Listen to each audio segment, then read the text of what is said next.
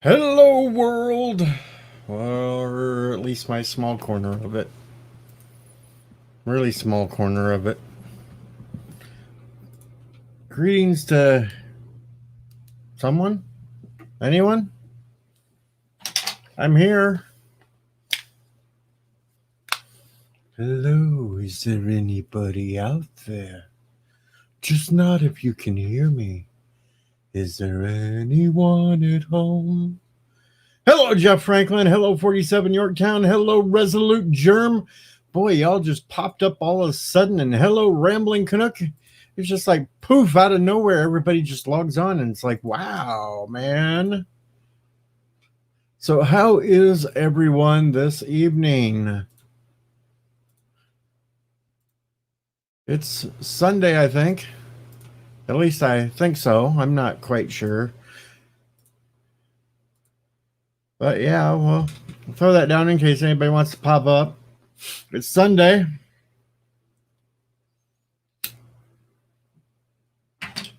We can yak and talk.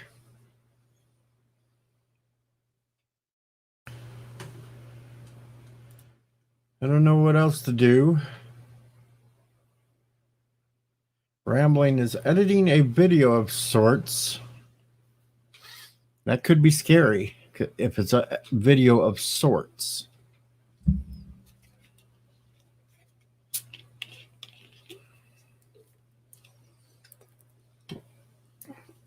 Good evening, Jay.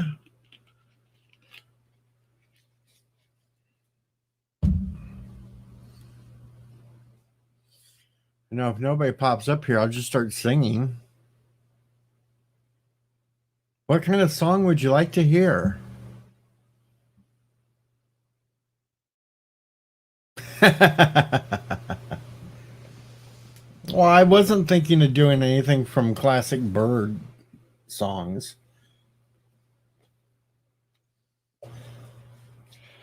I'm not going to do the Alan Moraine. No, I won't do that. Hello, Rambling. Hello, I'm going to try this. I didn't do the whole reboot first, so if all of a sudden I drop out, it's because my computer decided it hated me. I've had those times. In fact, I'm going to save what I'm doing here so that I can get the processing power. Good evening, Nicole. It's not easy being green.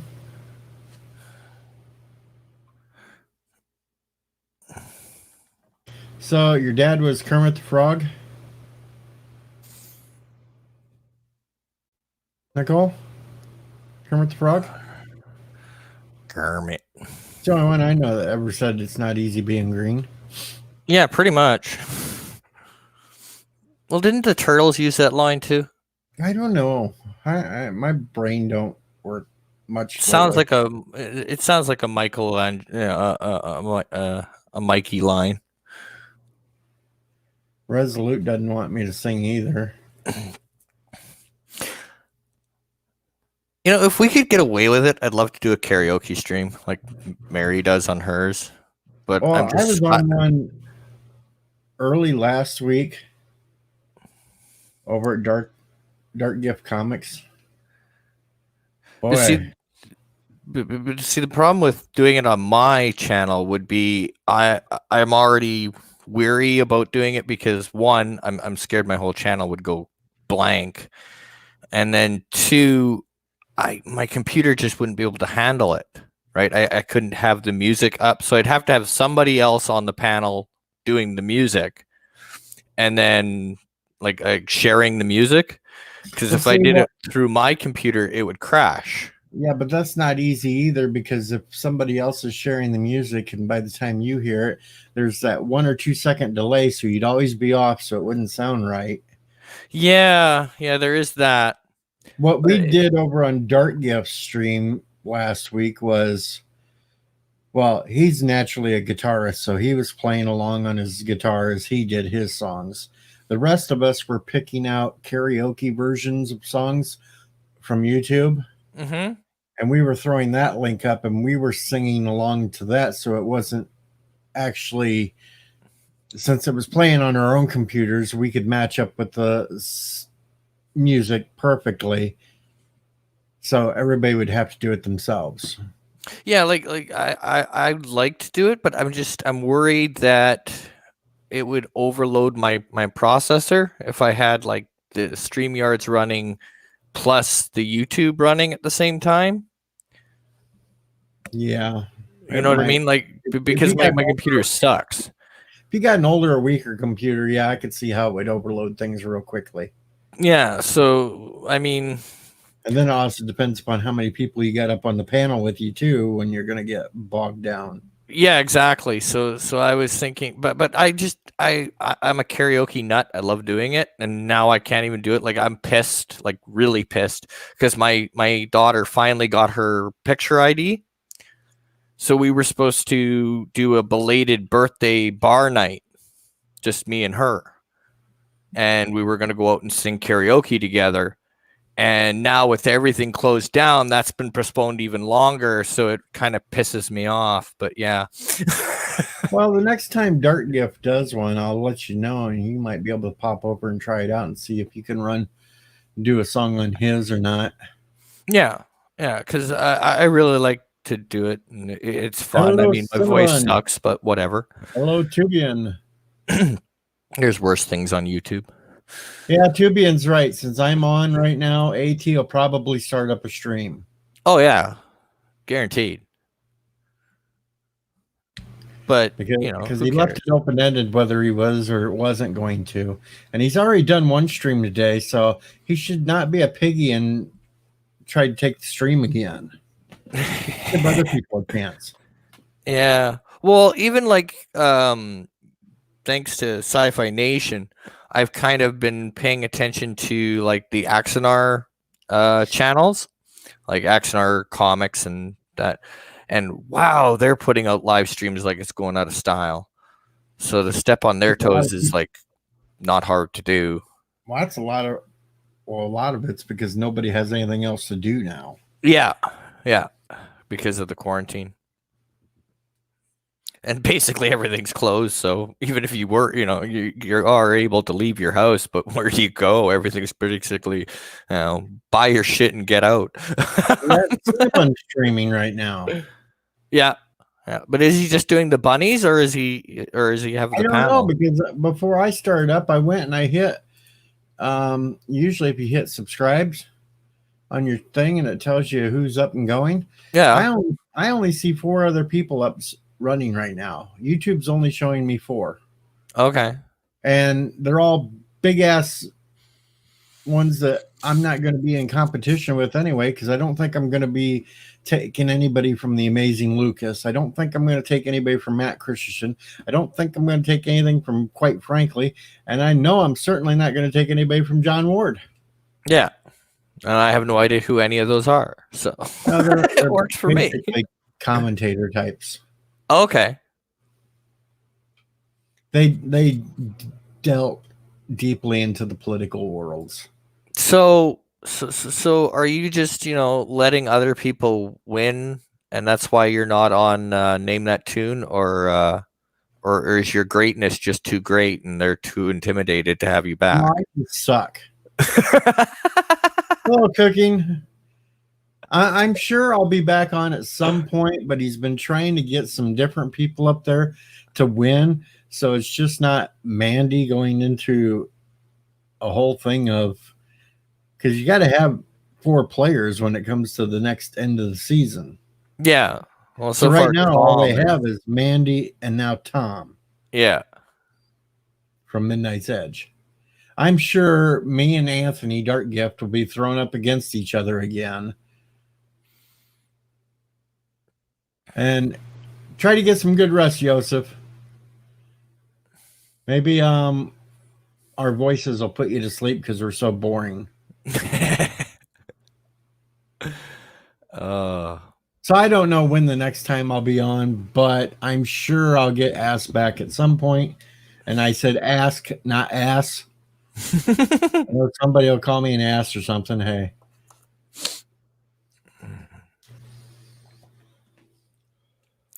But I don't know. Yeah, just need to see. it's a good show. I like it. It's kind of funny. I'm I kind of couldn't be on it though.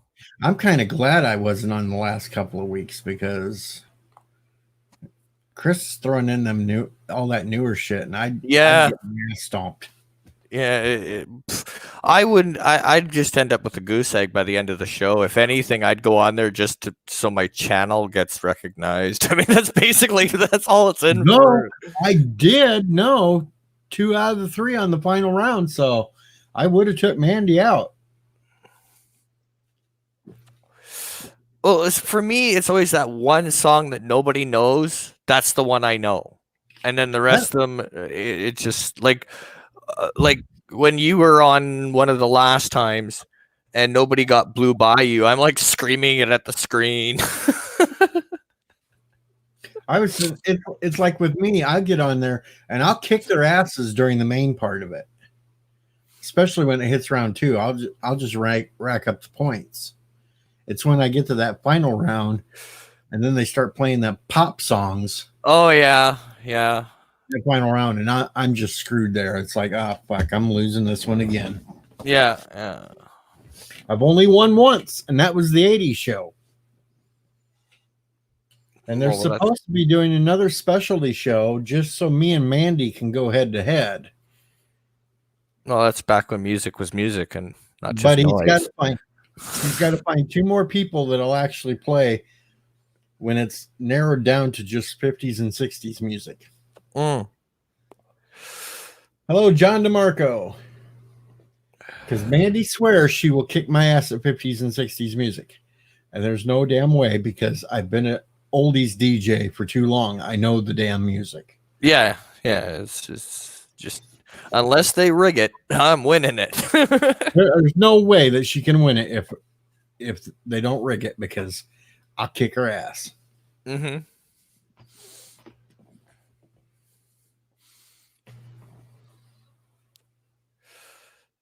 Tubian points out, without an ass, we'll be in trouble. Well, that's true. Yeah.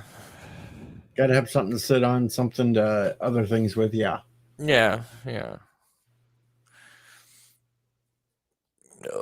So you're looking forward to the finale? Looking forward to what? The finale this week? No. I was mad I couldn't stream last week, being stuck in the... Yeah, I was actually genuinely concerned, because I'm like, well, DJ should be going on. And I kept checking, and there was a couple of times I even went to your channel, because I'm like, okay, YouTube's just being a dick and not telling me he's on. I actually had another one of them damn dizzy spells that was bad enough that I fell over and cracked my head. Oh, that's not good. And now they say it's vertigo. Okay. It's like, what the hell's causing vertigo? Yeah, vertigo. You love when doctors just come up with this. It's like they're just throwing darts at a medical board, and wherever it lands, it's like, oh yeah, no, it's this 100%. And then next time you go see them, it's something else. Take some motion pills, you'll be okay. Yeah. All right. Take 2 of these and call me in the morning. Oh, no, it's 1 every 8 hours. I have to take one every 8 hours for the next week. If it's not better by then they'll discuss other options. Like maybe I got a tumor. I got the tumor in my head. Yeah. Well, hopefully not. Hopefully it's something that just goes away. One morning I had one of them that when I just made up the bullshit story that I had to go to the store. Mm-hmm. And in the stream. No, I just had one of those spells to where I couldn't even hardly see the screen. Oh, wow. And all I wanted to do was lay back and close my eyes and shit. And it's like, now I got to shut this shit down. Yeah, yeah. And I didn't want to sit there and say that what was going on at the moment, because I didn't want people to panic. Yeah. And I don't need to throw a red turd up on the screen or something. Yeah. No, I get it. So it was just like, I got to go to the store, guys, go. And I was out. And well, I've done that too. Like if there's been a couple of times where I've wanted to carry on the stream, but my back there's just no way. and I didn't want to use the old cop. Oh, my back's too sore. I got to end this. So I was like, oh, I got some things to do this afternoon. So I'm going to end the stream now. Take her easy, folks, you know. But really, I'm just going, oh, God, I got to end this. I got to stand up. Oh, this is going to hurt, you know. But, you know, it's like, I didn't want to stand up because I knew what would no, happen. then you'd fall down, yeah. I'd start staggering around again. It's like, yeah, it's kind of like you're really, really drunk. Yeah. And you've had no booze. And it's like, what the hell? Oh. That's okay. I found out the other week because I ran out of coffee and I was too lazy to go to the store. But I didn't have sugar, so I'm like, well, what can I drink that's hot? Because my throat's a little sore that I have in the house. So I pulled out the tea. I found out that I cannot drink tea without sugar. Found that out. No, tea's not that good without sugar. It made me throw up. I found out I can't do it. No, my body rejects it. I don't put sugar in my coffee anymore since I became diabetic. I learned how to drink that straight, but tea, no, can't do it. No, I did that, and it's like, oh, okay, nope. And I'm like, okay, well, maybe it's just being sick. So I tried it again, and yet, nope, same result. It's like, yeah, okay, so tea without sugar is a no-go. Oh, I can drink that diet Lipton green tea. Okay. Green tea, actually, the diet still tastes sort of sweet without the sugar. It's just that dark tea you can't drink without sugar. There's no way. Mm-hmm. Yeah, I just my system rejects it. And you got some suggestions. We got use brown sugar or use coffee creamer. See, I don't even use coffee creamer for my coffee, so I don't have it in the house. I don't do much cooking of elaborate things, so I don't have brown sugar or coffee creamer. Yeah, I only use sugar in my coffee. I only use coffee in my coffee. Yeah, there we go. Of course, I am drinking something that Anti-Trucker would probably like, because he just had it the other night. Oh, Mountain Dew. Zero. Oh. The blue Mountain Dew was kind of trippy. People will rag on the diet Mountain Dew, but the zero almost tastes like regular Mountain Dew. It just doesn't have sugar in it. The chemicals they throw in it make it almost Mountain Dew-like. It's Mountain Dew-esque. Just without the sugar rush. What the hell is Bartle Skeet? I don't know. I have no idea what Bartle Skeet is. Use creamer, less sugar. That way tastes better too. I'll drink my coffee black.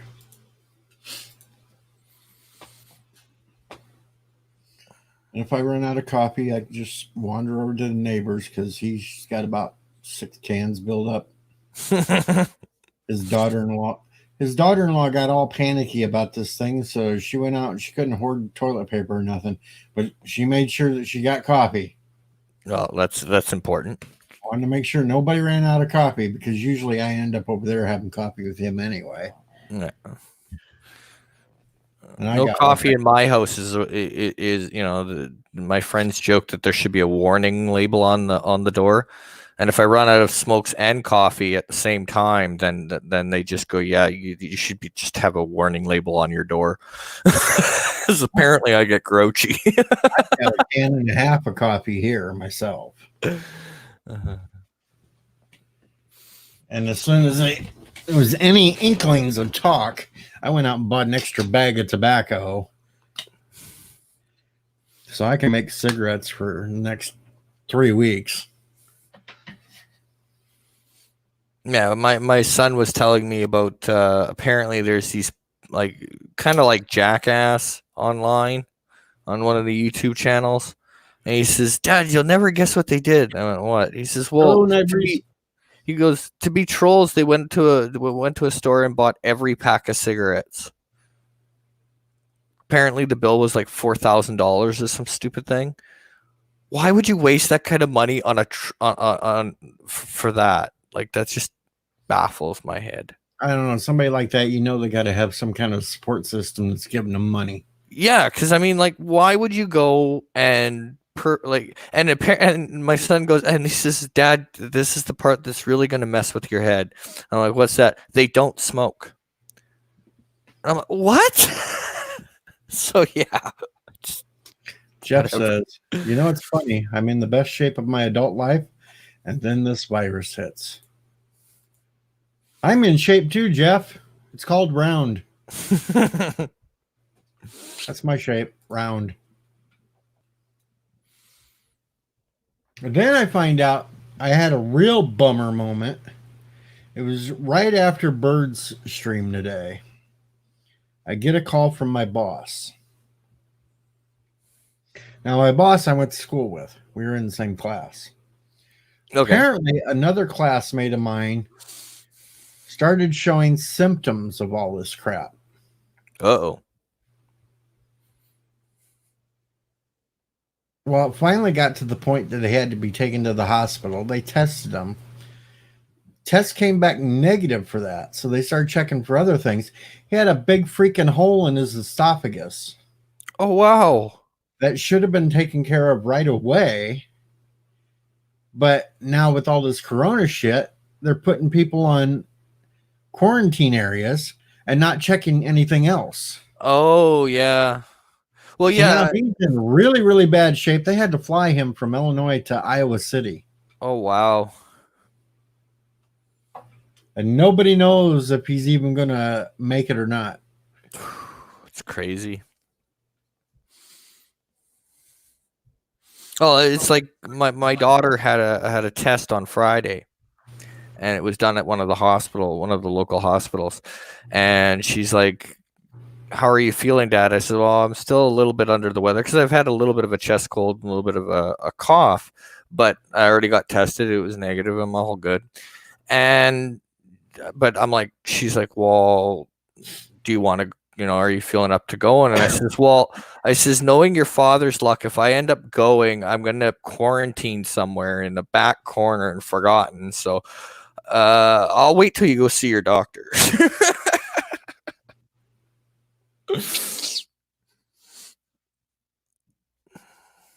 Hell, I don't even know when I'm going to get to go to work.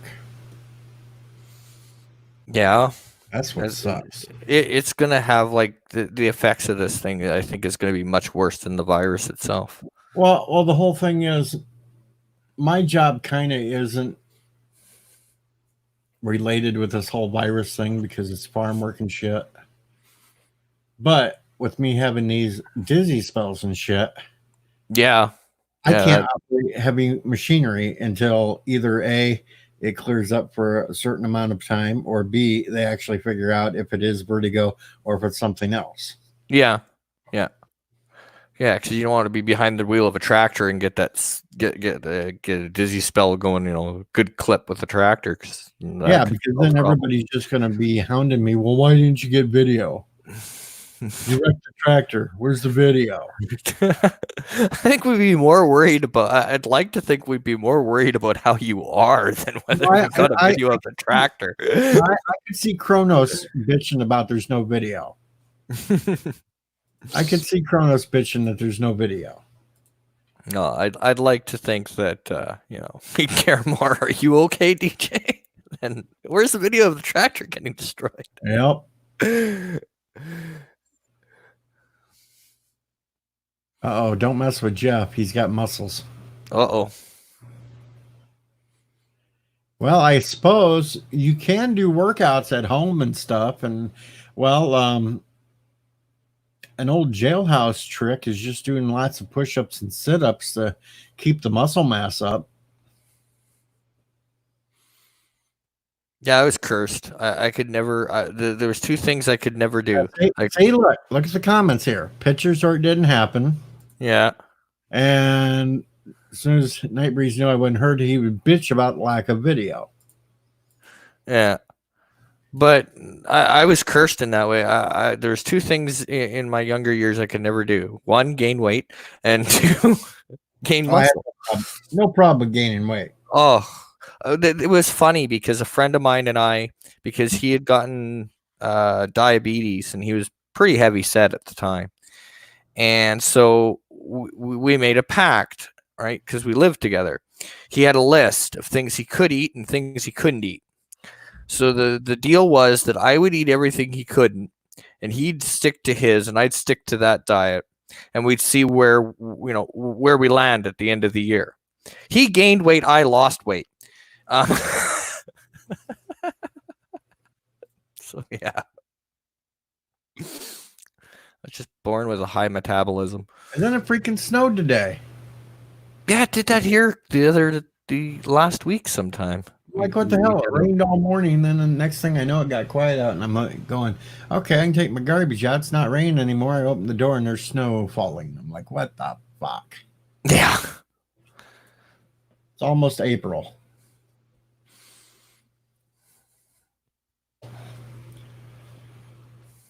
As long as all this... Sorry, go ahead. Jeff has it right. He's doing his workouts at home. Been doing it since early January. Yeah, that's the way to go. Don't tell me this shit, Night Breeze, because I haven't looked outside since. I didn't want to know what was outside. Don't tell me there's a couple inches out there. Now I'm going to have to get up and go open the door and look outside.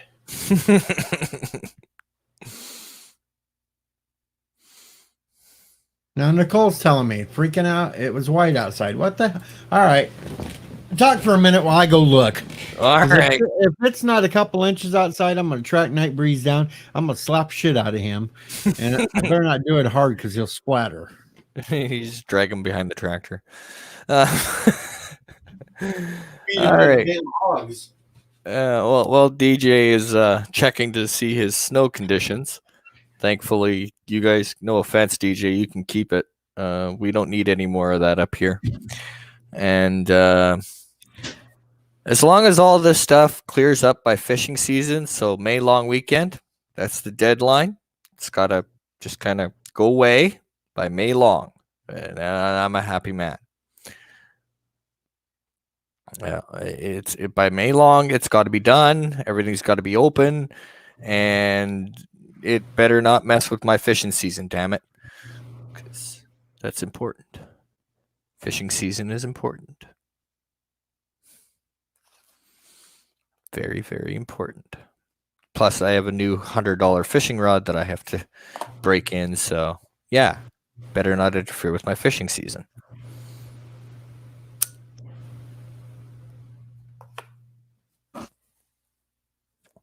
Or I will be beast. Son of a bitch. He's got snow. Yeah. Oh well, wait. If it don't melt overnight, at least that gives me an opportunity to put the T-Rex suit back on. Mm-hmm. I'll make up a little. I'll take my whiteboard and I'll write Corona Survivor Kit and be running around out in the yard with the T-Rex suit on. Yeah. It's my hazmat suit. Yeah, it's your hazmat suit. Yeah. Okay, so I don't have to slap Night Breeze around. Just do it anyway. Oh, I might. And JP says fishing is too boring. No, fishing is my idea of relaxing. I don't even take my cell phone. Like, yeah. No, I'm not wearing the unicorn suit under it, Night Breeze. I'm starting to worry about people. They really have that fascination with you in that unicorn suit. I know it. They want to see me in it all the time. Yeah. I think I upset Andy Trekker earlier tonight, though. Oh, when you put up him in the bunny suit. Well, when I put up the picture of him in the bunny suit on Birdstream, and then when I pointed out the fact at the end of it that he made the comment about Bird getting a job or going out for a walk. Oh. I don't think Andy Trekker gives a Trust me, Night Breeze. My neighbors have already seen the unicorn outfit.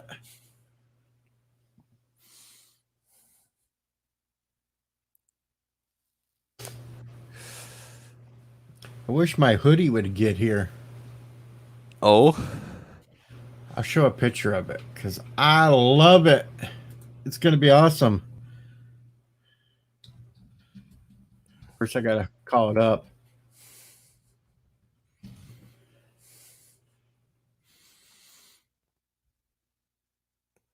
First, nobody better call me Mr. Miles. Nobody better call me Mr. Miles.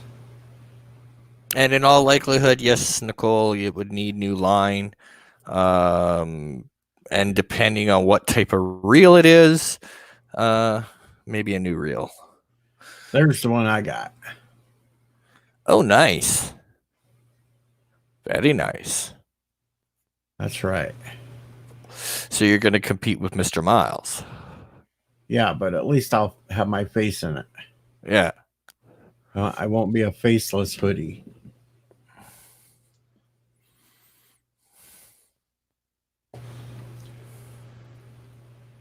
It's not horrible. And JP, if you fall asleep in a boat when you go fishing, you have the wrong person driving the boat. That's all I got to say about that.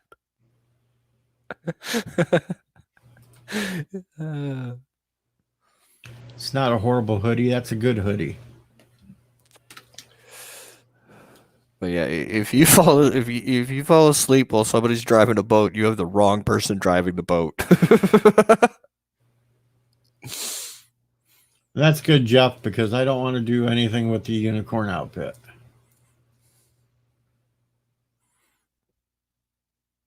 All right, open reel. Yeah, you might get away with maybe some 3-in-1 oil and a new and then new line, and then that should be okay. Inside reels are a pain in the arse. I do have a big announcement, though. Oh, and that would be in the coming months here shortly. I will be in a new studio. Oh, nice. No, I've been trying to fix up the trailer slowly with what I've had. Mm-hmm. But I've also been dating someone. Oh. And she's talked me into moving in with her. Oh, wow. But of course, I told her I was not moving in until certain conditions were all met, which meant my studio had to be done first and my good internet transferred over. Yeah. Because she runs from this other company that has really shitty internet. Oh. And I said, no way, Jose. Yeah, yeah. So when's so we'll get the new studio and then the wedding shortly after? Oh, let's not look at the wedding yet. You know, the full streamed wedding. No.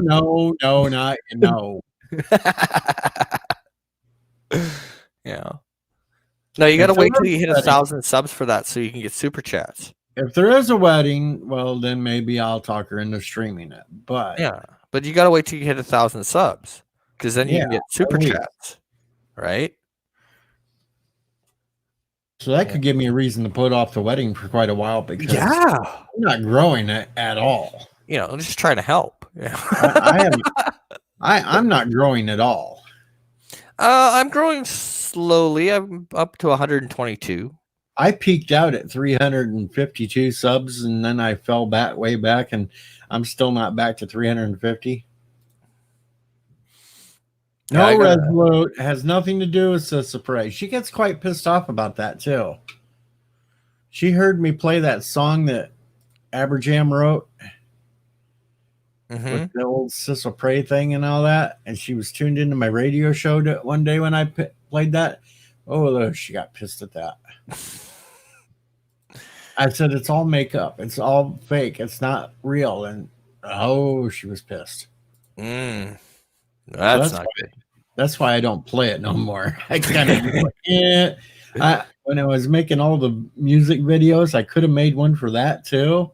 Oh And yeah. then I was like, no, I better not, because she looks at my YouTube feeds and stuff, and if she sees that pop up, I'm dead. That's one list I'm not willing to make. So that's one song I'm not gonna make a video out of. uh, So I do need to come up with another idea to give Aberjam, because I'm not anti-trekker. I won't let him just sit on the shelf, because Aberjam says he's got more songs. He's just not done anything with them. mhm. It's like, hell no, I'll do Well, something. okay, so you've done My Corona, you've done the Doctor Who one. Well, it's more than just Doctor Who. It's got Star Trek in it. It's got Terminator in it. It's got Yeah. Star Wars in it. And the only other song that I had from him was the one with Sissa Prey and the furry shit. Which I could have had fun with that one, because I could have been putting on all my outfits, throwing pictures up, and See, what you need to do is you need to have like combat music, like the old military, when they were, bombing somewhere or something, and then have like go into Bird's old streams and have, like the Kurdistan thing and the Bird of Prey's Island, and then have it where it's you attacking both of them from DJ Island. Yeah. I'm glad nobody saw that karaoke stream earlier last week, because one of the songs I did in karaoke, I actually dressed up in the eagle outfit. Oh yeah. I was doing an Elvis song. And Okay. right before I turned the camera on, I said, I don't have a jumpsuit like Elvis does, but I got something that comes close. And I flipped the camera on. I'm standing there, arms outstretched, so the wings are hanging down. Which Elvis? Oh hell, I did shit, now I can't remember. See, it was last week. My two go-tos when I go to karaoke from Elvis, if I have to do an Elvis song, is Can't Help Falling in Love and My Way by Elvis. See, the next time if I do it again, I'm gonna do treat me like a fool, treat me mean and cruel, but love me, I'll be sad and blue, cry. Yeah, I'll do that one. All right. Sounds good. I also did a Beatles song earlier, but that one really went to hell. Which one? It was my most favorite Beatles song ever, but the vocals just go so weird on it, I can't do it. Oh, yeah? Golden Slumbers, the end. No, I haven't even heard it. Once there was a way to get back home. Yeah. Yes, Night Breeze, I was the old fat Elvis.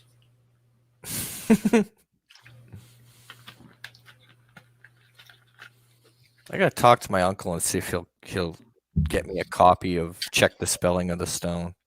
It's either that or the next one I do, I'll put up the karaoke version of My Sharona and sing the My Corona lyrics. Yeah, there you go.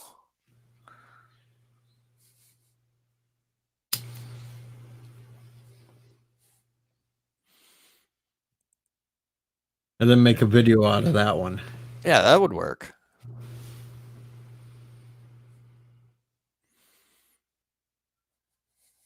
Boy, it's a slow night for a Sunday. Yeah. Yeah. Definitely slow. Mark Andy just says, if I start getting cold feet, we can start unsubbing bro code. I'm not getting cold feet.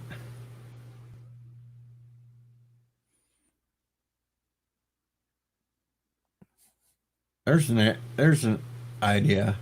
We'll let Nightbreeze sing and people will pay just for him to stop. Well, as long as you get half the proceeds, right? And Jeff's like, ugh. Don't worry, there's no games tonight or nothing like that, so. Though, for those that like to play the games, next weekend is Sunday Fun Day for on Hanstar's channel, and they will be doing game night. Yeah, they would be. Yeah, I noticed in the bun mine have totally tanked. I mean, I only got like 52 views for last night's stream. That's horrible. Yeah, my views have kind of gone down too. Like I really noticed it in the Picard review. Normally, my Picard reviews hit about 100 views. I mean, I usually get maybe 1 or 2 subs from a Picard review. But I mean, this time it maxed out at about 47, I think, something like that. Hell, I was at one point getting like 200 views for a live stream, and then they dropped down to like 100 and some, and now they're like 50 something. Mine are just going to shit. Yeah, and I think it's just that because I don't think they're getting promoted like they used to. Now my Corona video I put out, it's actually up to 234 subs or 234 views. No. Okay. So I actually got some views off of that one. But anything that come close to that view wise was 2 months ago.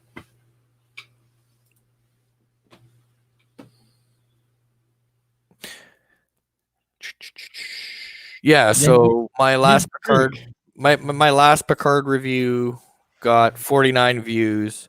The Picard review that preceded that, which was for episode 8, was up to 189 views. So major difference. Hello, Cinnabon. Hey guys. Yeah, I was just gonna say normally like last week when I was doing these bunny cams, they would have at least 5 people in the chat usually, but today it's pretty much empty. Even when one of you guys are streaming, so it's really slow right now. I don't think anyone's getting. Well, I don't. Yeah, I know. I have 8 people. I shouldn't say no one's getting notifications because people have shown up, but. Well, see, and what I've heard. Oh, sorry, DJ. Go ahead.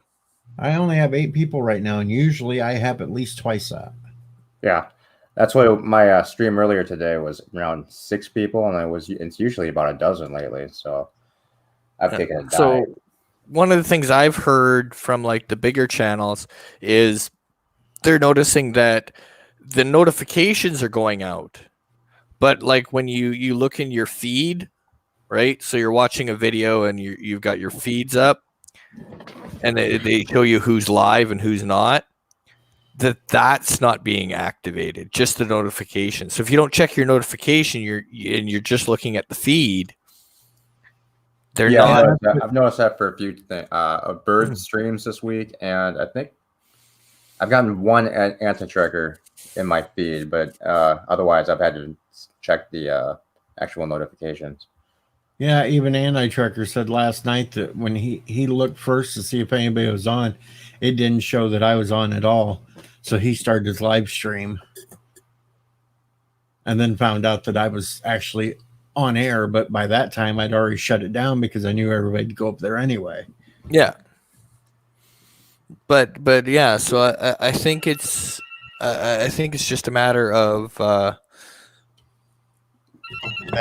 yeah. Oh, hold on. Yeah. I gotta take this. I'll be right back.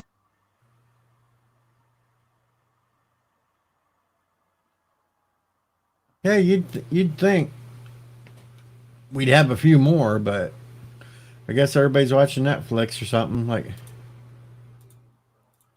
what did Times Square Live right now has 800 some viewers.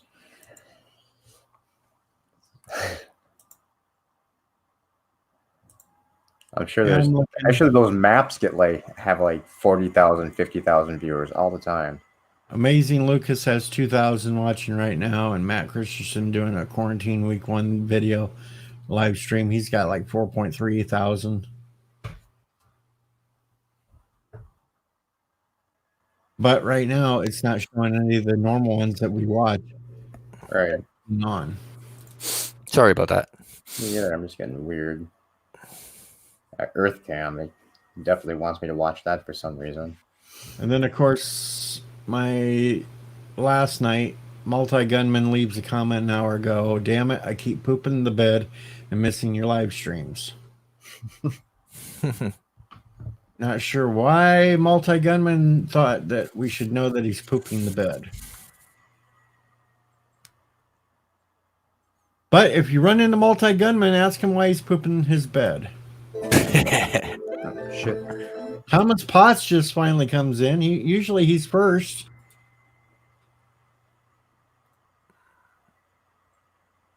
Yeah, I mean, the Corona stats was literally just a moving spreadsheet. Has almost, damn it, just skipped it now. Has almost 5,000 viewers. Why? I don't Hi know. guys. And Hey, Night Breeze Night is here, so he can say hello and then just breathe heavy for the rest of the stream.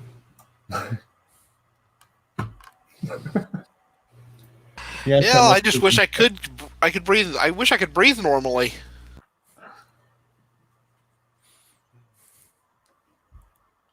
Oh, are you infected, Night Breeze? Well, I got COPD, chronic bronchitis, asthma, and I'm over 300 pounds. So yeah, I don't breathe. All right. Well, at And least Tom's it's not calling the me a virus. cheater. That's good. No, he's calling Night Breeze the cheater. Oh 'Cause Night yeah, Breeze after last cheated night. in all the games. Yeah. Yeah, you crushed everyone in those games.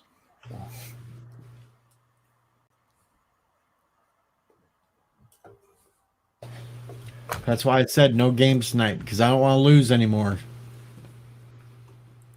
Not this week, at least. Yeah, DJ, I gotta get with you sometime too, DJ. Learn about this StreamYards because I'm thinking about trying to do a live stream. Yeah, and you need my help. Why?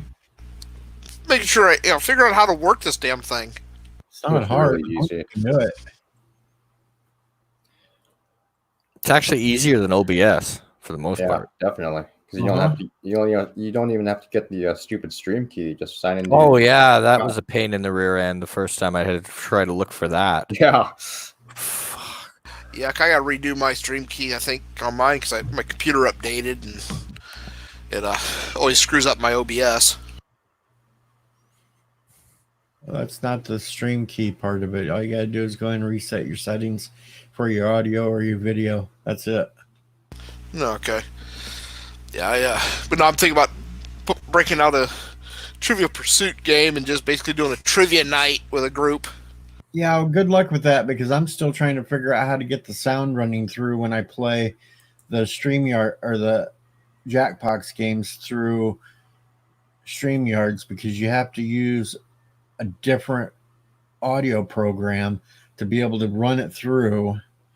And apparently I don't have the download for that either. So I got to get with Honstar to figure out which one I got to put on the damn thing and everything else. And because you can get audio through StreamYards if you click the share screen part and you hit Chrome tab once. That's easy to get the audio to share through that.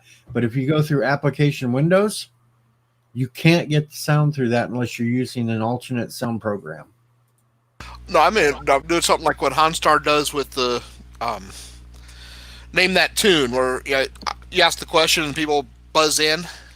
Well, yeah, but you still have to, if it's got any kind of sound to it. No, I meant actually break out the question box out of the Trivial Pursuit board game.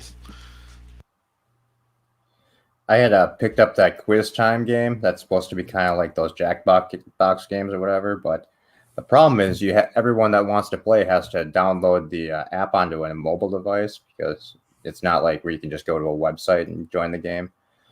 So I haven't played it because it just sounded like a pain in the ass to get everyone to go download the app to play. Yeah, that could be interesting, especially for people like me who have a phone that sucks and I have no memory on the damn phone. Yeah. And Thomas, I'm sorry that you had to work.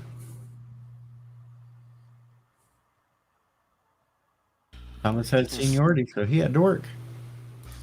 Yeah, I don't know for sure if it's nationwide, but I know our local Walmart's basically telling you if you want to work overtime, just come on in. Breaking news: Cinnabon buys another game. I actually bought it a couple months ago when everyone was playing the Jackbox games, and I was thinking of doing something different. But then, that's when I realized you had to download the extra app. I figured I was too lazy to try and get people to do that. One of these days, maybe I'll do it though. We'll see. It's fun, but it just proves how stupid I am every time I play it. So.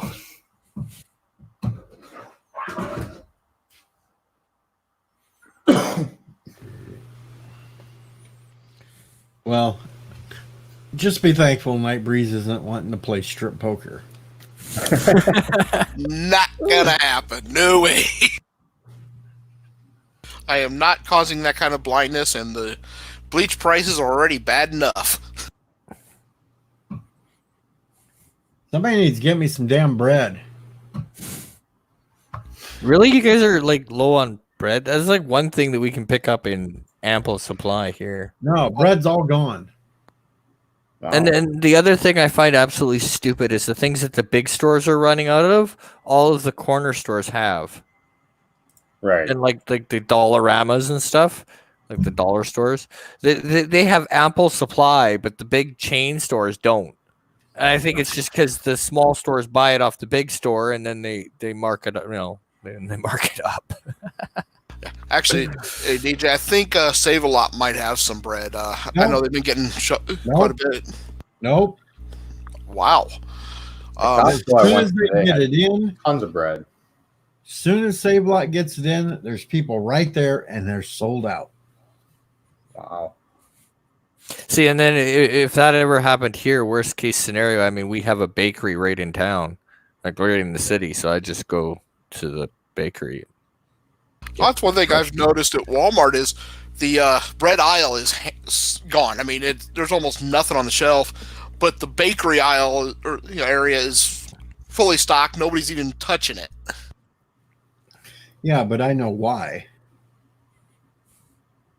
If you walk over in that section in the summertime, the stupidest idea was to put the bakery section right up there by the doors where they push the damn carts in and everything else, because then you get all them damn gnats flying around the food. Nobody wants to touch the shit over there. Oh, I know, but It's the dumbest location for them to put that. oh, I agree with you.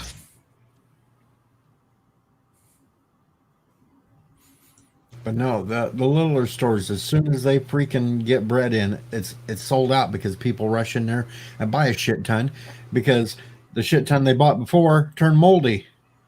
Oh yeah. Freeze it, people. Freeze it. I did finally get some shitter paper. Well, there you go. I got an 8-pack. That'll last me for about 2 months. Well, no, not quite that long, because if the girlfriend shows up, she goes through it a hell of a lot faster than I do. Oh, try having teenage girls. No, thank you. It's like a roll a day, man. Thank you. That's all I gotta say. Start learning to wipe that thing with 2 squares, damn it. Freaking roll a day. Else, Get 'em use some the Arnold time. J. Rimmer method. 3 sheets, 1 up, 1 down, 1 to polish. What? Get them some damn Bounty, the quicker picker up. And DJ, did you find normal toilet paper, or is it the 1-ply? Like, Oh no, this was good toilet paper. This was good, soft and all that. So So you're not going to get in touch with the inner self, huh? because Save-A-Lot, I will say, did that right. They got a shit ton of toilet paper in, and then they put the sign up: no more than 3 per customer. Yeah, Walmart's limiting it to 1 per customer when we can get it, but we just can't get it. Yeah, that's the funny thing. Save-A-Lot can get shit tons of stuff in daily from their distributors. Walmart's can't get shit in. And yes, Nicole, I've noticed that too. The cereal aisle is pretty much wiped out at Walmart too. the soup aisle, the baking aisle. Yeah, You know, I'll be honest. In bacon. grocery, it's probably 3/4 of grocery is gone.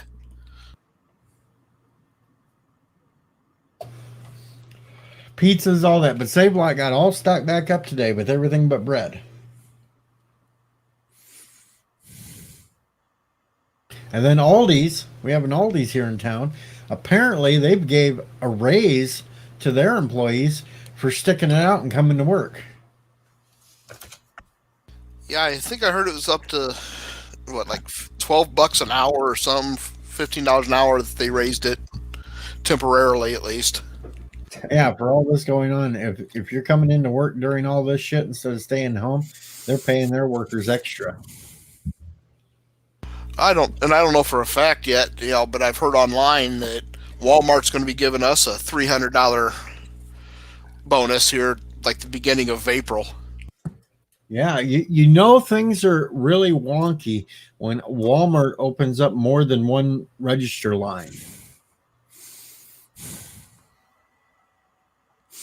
Now, Oh, are they doing that same stupid self-checkout shit down there Oh, that yeah, they're doing up here? Oh, yeah. Our Walmart has one on one end of the building and one on the other end of the building with a whole bunch of self-checkout. And then you got like eight normal lines where a person would run. It's like the other day, well, Friday, we had at the two belted self-checkouts on the one end, we had 4 people waiting in line at all times. And we probably had 6 or 7 people waiting for the 8 registers at of the regular self-checkouts, for like a solid hour. See, and then there's even one dollar store that I find absolutely stupid in this city that's turned around and they've got a customer service kiosk that has a register, the whole 9 yards. The only thing is you're not allowed to use it. You have to go to the self-checkout. They have times when they're open that you can't use anything but the self-checkout. Now, see, Jeff, the last time I was at Walmart, which was a couple of days, been a little while, but the only bottled water they had left was the little bottles. They didn't have no normal sized ones. No, that's that's another one that people have just hammered us with. It's we had one that before they were allowing us to hard limit. We could suggest they limit their number, but we couldn't prevent it. I saw people coming through with 10 or 12 cases of water.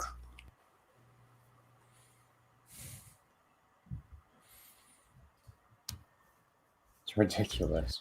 Oh, yeah. Oh, and then the best one was there was one that had 10 or 12 cases and then went off on the cashier because they couldn't get more. Yeah, the Costco around my house, they finally just started limiting one, like eggs and pretty much just the staple stuff. And someone was trying to buy 2 packages, and they're having a big argument up at the checkout counter this afternoon. It's kind of funny to watch. Well, I was laughing because a friend of mine also works out at Walmart, and I was getting told of, and this wasn't Night Breeze, and we're not going to mention names, Night Breeze, because I know you'll figure out who I'm talking about. But a customer got mad at one of the checkout people because they weren't wearing rubber gloves, but had no problem with touching the little touch pads when she ran her credit card through with no gloves on. Yeah, that one. I mean, my understanding is the cashier was in tears by the end of it because the lady was that bad. Uh-huh. Lady bitched about no gloves on the woman, but had no problem touching the machines that everybody else was touching. What the hell? Oh, my dad was behind one in line that the cashier, it scratched their cheek, and the lady went off on the cashier and then had no problem running her credit card. It's people like that if I'm standing there and I see them do that and say something, I'm going to say something to them and say, well, you dumbass, you're the one touching that after everybody's touched it. It's like these people have gone nuts. Gone? I'd be sitting there going, okay, lady, you don't want me to touch my face. Is it okay if I scratch my nuts? And I'd start scratching them in front of her. that better? Worst part is I could just picture you doing that, DJ. I would. Well, that's okay, Mark Andy, because I know where I can go to get me some fresh milk from a cow. Of course, they're not regular milk cows, so I'd have to suck it from the teat, and that'd look pretty weird. I'm not going to do that. And no, Nicole, I'm not drinking that damn powdered milk crap. Hell, I got fresh snow outside. I could go scoop up a whole bunch of snow and put it in a jug. Make my own water. Just don't grab the yellow snow. Yeah. And the brown snow is probably not that good either. No, that wouldn't be any good either. That's just I mean, it's just these people are freaking nuts out there with this sickness crap. oh yeah, it's absolutely ridiculous. And honestly, I think I just maintain that the aftermath and the debt that that provinces or states are going to be in by the end of this is going to be way worse than anything that the actual virus does. Oh, yeah. Oh yeah. No doubt. That's going to be one hell of a recession. Well, maybe not. I think we'll recover quickly because I think people are going to go shopping. As soon as the money starts coming back in, I think it's going to be. Yeah, I think there's going to be a lot of hard hit businesses, especially small businesses. A But lot of small I businesses. think. Yeah, Sorry, I go think. I was going to say I think the economy itself is going to recover relatively quickly. Right. I mean, Well, a lot I of think- small businesses are going to get hit by this, but a lot of the larger ones and middle-sized and larger ones are still going to do fine because they put measures in place after the 2000 crash. So they're in a lot better position than they were last time this happened. Yeah. And See, the problem no, sorry, go ahead. No, go ahead. I'll after you. I was just going to say one of the major problems with last time it was a lending problem, and that's not the problem this time. People are just not out shopping because they're all scared, and they already did their panic buying. So we're going to see a supply shock at the end of this. Possibly. The other option is that since people did panic buys and buy so much extra stock that shopping will be slowed down, that supply chains, and they'll be able to ramp things up a lot and actually match demand. So it could be that things are going to be wild in the market for a while, or otherwise things could settle down in a couple weeks.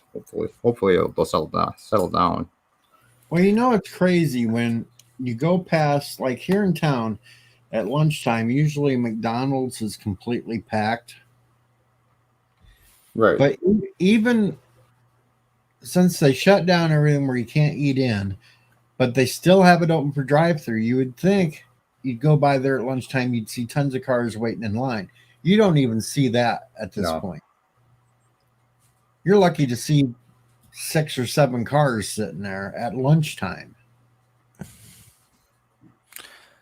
See, I think where we're going to get it is taxes. Anybody that was saying we're not raising taxes, they've now just they're going to shut up and sit down, because after this, oh yeah, everything's going up. See, I don't believe they're that. going to have to, because they just pumped another $500 billion into the economy through bonds. So they're going to have to soak up that from somewhere. Oh, yeah. It's going to be just That whole stimulus thing fell through today for us because the Democrats want more money thrown out. They aren't happy with the 1 point some trillion. They want more. So they've all voted it down. And of course, it couldn't even pass the Senate because you got 5 Republican senators out right now. One has it, the other other 4 are on self-quarantine.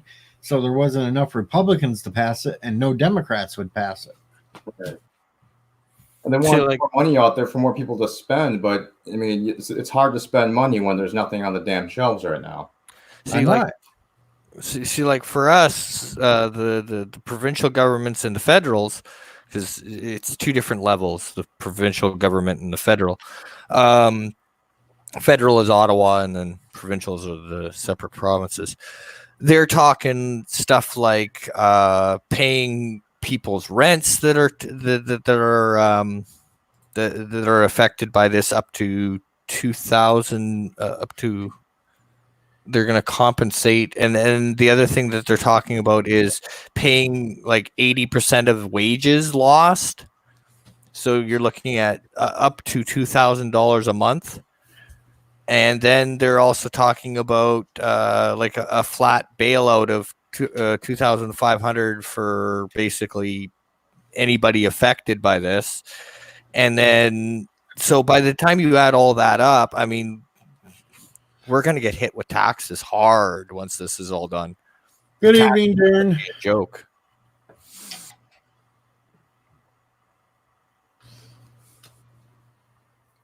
I just can't see them recouping that any other way than taxes.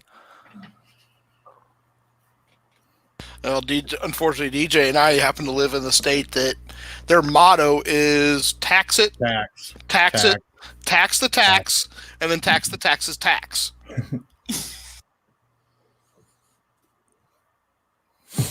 Which makes me worried because now my smokes are going to go up again. It's going to piss me off.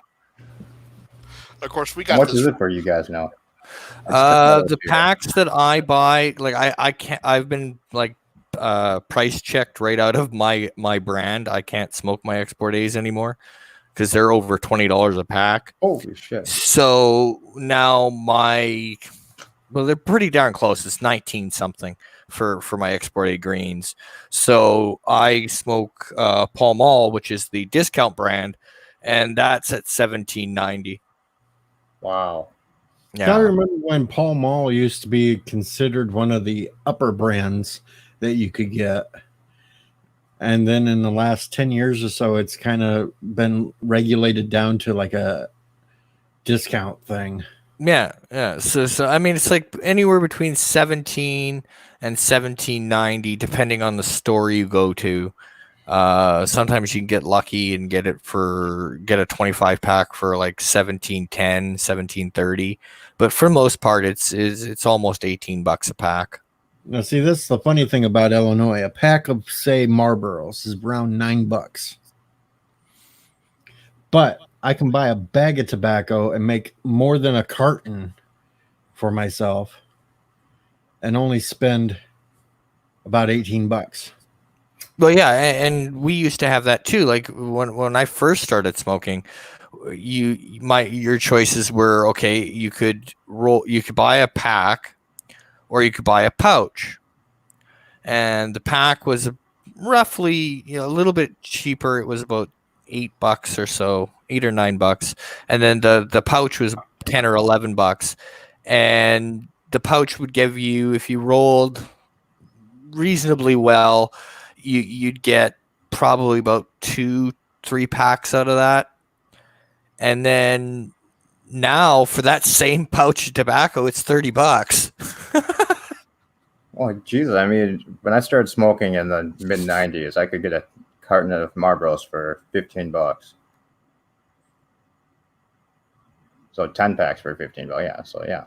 So it was $1.50 a pack then for me. Yeah. And then, of course, we love going to Ontario because smokes are cheaper there. But Now, the thing I have to laugh the most about, back in January 1st, it became legal to smoke weed in Illinois. oh, wow. The first part of March, with this whole Corona thing, Yeah. all the stores were shut down. Here's another observation. Is gas going down down there too? Oh, Is it yeah. dropping like a rock? See, that's the whole thing. The gas thing is also affecting the stock market as much as this coronavirus thing, because Russia and Saudi Arabia got into an oil war, which drove the barrel of oil down big time. Yeah, because like we went from about $1.15 or so, $1.20 a liter, down to 73 cents a liter, which it hasn't been that low in freaking eons. I seen a place, it wasn't in Illinois, it was in one of the southern states where gas is usually way lower than we are anyway, because, well, Illinois gets taxed out the ass for that too. but they actually hit 99 cents a gallon.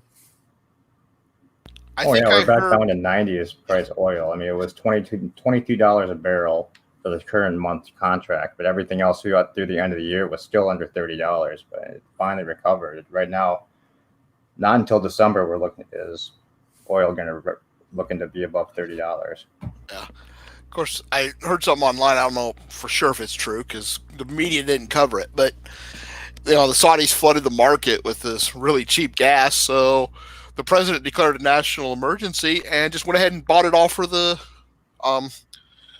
strategic He stockpile. did.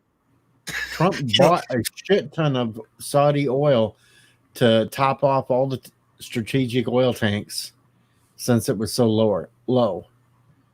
And that's because Saudi Arabia hates Russia with a passion, and they want to drive Russia out of business. Yeah, it wouldn't surprise me. But no, I believe down in Kentucky, I heard there was a spot that was like at 80 cents a gallon. Of course, here in Illinois, with the way they like to tax us, all of us are going to be paying out the nose forever. But our governor is going to take every toilet out of a house in order to not pay property taxes. Yeah, because we're still paying over $2 a gallon here, and that's because Illinois is a freaking state that taxes the hell out of everything.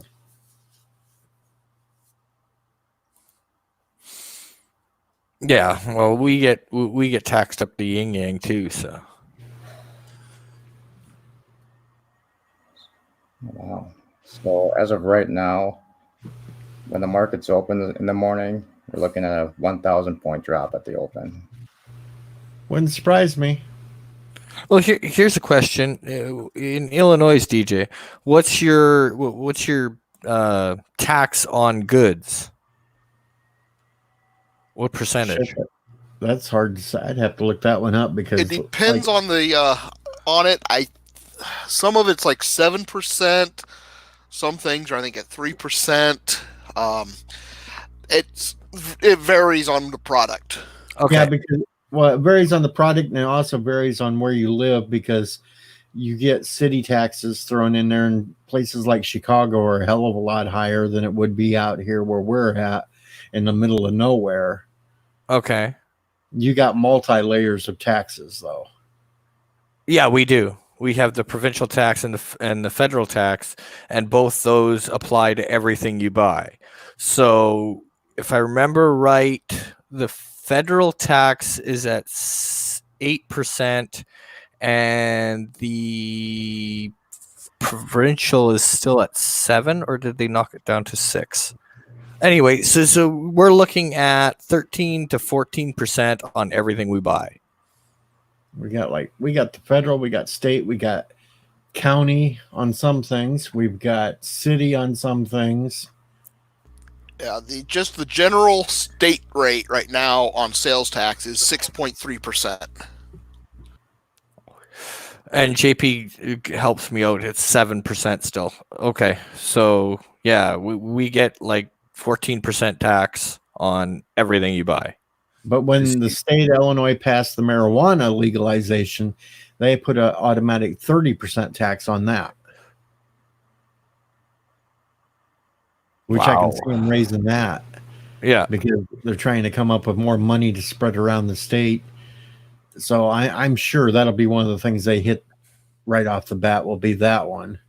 Well, our gas is taxed to the point where it's funny, because I was talking to one of the gas station owners about 2-3 years ago, and he's like, "Yeah, it's stupid. I make no money off the pumps. None. Everything.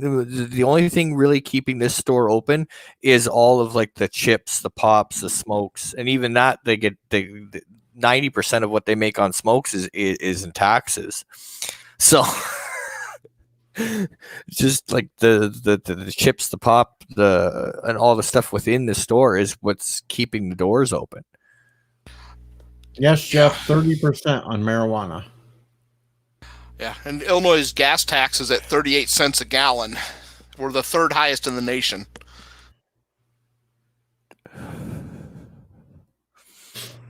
But then you look like on the cigarettes. You could pay, like in my area, $9 for a pack of Marlboros, but if you go to Chicago, you're going to pay $20 for a pack Yeah. because certain cities will just have huge higher tax rates.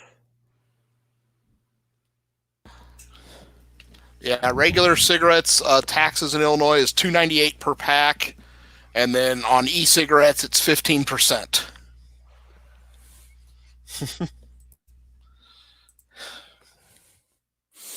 See, and with me, I laughed when they were doing the whole debate on whether they were going to legalize marijuana Canada-wide. my immediate reaction was, yeah, legalize it so they'll leave my damn smokes alone. They'll have a new thing to tax to death. One thing I always got to laugh about is, these people that are, smoke marijuana, everything, that's great, perfectly safe, are the same ones attacking the people that are smoking cigarettes, It's like, yeah, legalize it so they'll have something new to tax to death and they'll leave my damn cigarettes alone. Darren throws up, Harvey Weinstein has tested positive. Oh, that's not good. Tested positive for what? I'm assuming. Corona. Yeah, that's what I assumed. Well, he can have it. He's an Yeah, idiot anyway. I saw that on the Yahoo front page earlier.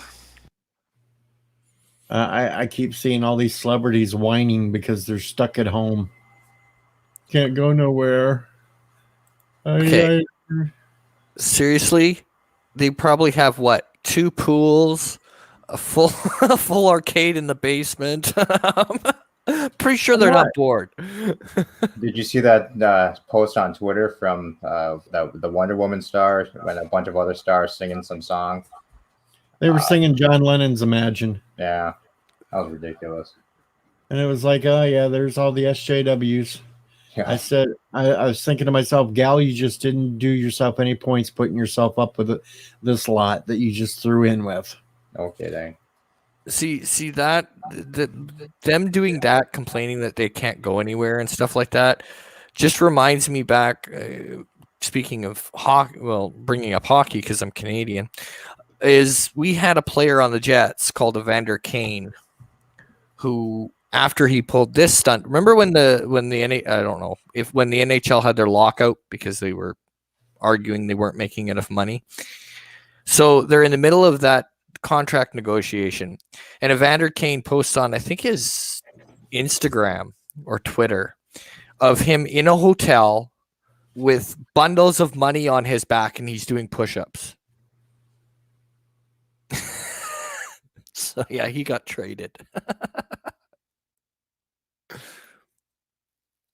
Wow, it doesn't surprise me of people being that stupid, Yeah, it's like they're complaining they're not getting paid enough. And, we want more money, blah, blah, blah. And Evander Kane goes and posts a video of him doing push-ups with stacks of money on his back. Yeah, that's about as smart as Kaepernick with the league sets up this tryout for him so that these teams could come and watch him so he could maybe get a chance of getting back into the NFL. And the day of it, he decides to move it to another location so he can have more press there. Oh, fuck. Doesn't surprise me. Needless to say, there was 2 teams that actually went to the new location, and he did not get, picked up by anybody. And then I think the best Evander Kane story is he pissed off Dustin Byfuglien because, which is our big, for Boston fans, that's basically our equivalent to Chara. So basically everybody was supposed to show up in suits, and Evander Kane shows up in a tracksuit. So while they're out practicing, Byfuglien sneaks back to the dressing room and throws his tracksuit into the showers and turns on the shower.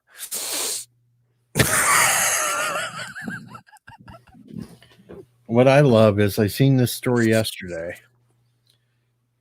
All these tourists are locked up in some hotel over in England. Nothing to do. One of the women finally had enough and went out and started swimming in the pool. And of course, the British police had to show up. One of them stripped down, jumped in the pool, and they arrested her Oh wow. for not staying in her room. Wow. Well, I wonder what I haven't looked into it enough, so I don't know the answer. But what are they doing with all these people that are trapped on cruise ships? Like you can't fly anywhere. So Well, see, that one that was off the California coast, they eventually did bring in and offloaded the American people. And then they checked them out, and then they all sent them home. They were supposed to stay self-quarantined, which we know that really don't work because look at all the damn spring breakers. yeah, but I mean, like a whole bunch of them just tested positive for it because they had to go to spring break and hang out and drink. mm-hmm. But what I mean, like even the Canadian-American border is closed, so you can't get across. Nope. So if there was Canadians on that cruise ship or people from the UK or whatever, are they just on that cruise ship now until like? Well, I think when the Canadian border closed, it's still open for like the traffic for goods and services to go. Yeah, back. that they're allowing the trucks And I think they were still allowing anybody that was caught on either side of the border to come back home, but they had to be tested as soon as they came over. Okay. They weren't going to leave them just locked up in the other one's countries. They were actually letting them come back across too, but they had to be tested and then sent into self-quarantine at their homes. Okay. Yeah, because I know, like, I know one of the big things with the WrestleMania that's going on in the WWE world. The big question is Brock Lesnar going to be able to come to do it because he lives in Saskatchewan? So Yeah, they're see, now, wondering. I don't know about that per se, and I know they're not even having it in the stadium or nothing. They're having it at the facility where The performance center, yeah, but see, and there's they've broken up over 2 nights now, so it'll be Saturday and Sunday. It's supposed to be from the performance center, but there's also rumors that they're going to pre-tape it, and then the other rumor is that they're going to do it for multiple venues to cut down on how many people are in each venue, so that everybody's not at the performance center. that might be. I'm not sure because, well, I kind of gave up on wrestling a couple of years ago because I got rid of my cable, so I have no way to watch it. And B, it just got really boring for me because it was the same shit over and over and over. Yeah, I got tired of watching the same storyline play out 15 times just with different people. Yep. It's just because of the way the modern writing room is set up. It's not like the good old days when DX was running around crashing WCW and shit. Yeah. I like the old Attitude Era. Yeah. Oh, That's why when I get into these fights on Twitter with people and they start calling me a boomer, I say, no, I'm D-Generation X, bitch. And if you don't like it, I got 2 words for you. Suck it. Yeah. I put up a picture the other day. Let me see if I can show it. I put it up on Facebook. I'm surprised I didn't get nailed for it because Facebook hates me. But this was my response to this whole virus thing. And yes, Thomas Potts, everything is predetermined. There we go. This was my response to it. Yeah, I saw that. Boomers old enough to be wiped out by coronavirus. Millennials will kill each other over the last of the avocados. Zoomers can't be trusted quarantined at home with Tide Pods. Gen X, welcome to Thunderdome, motherfuckers!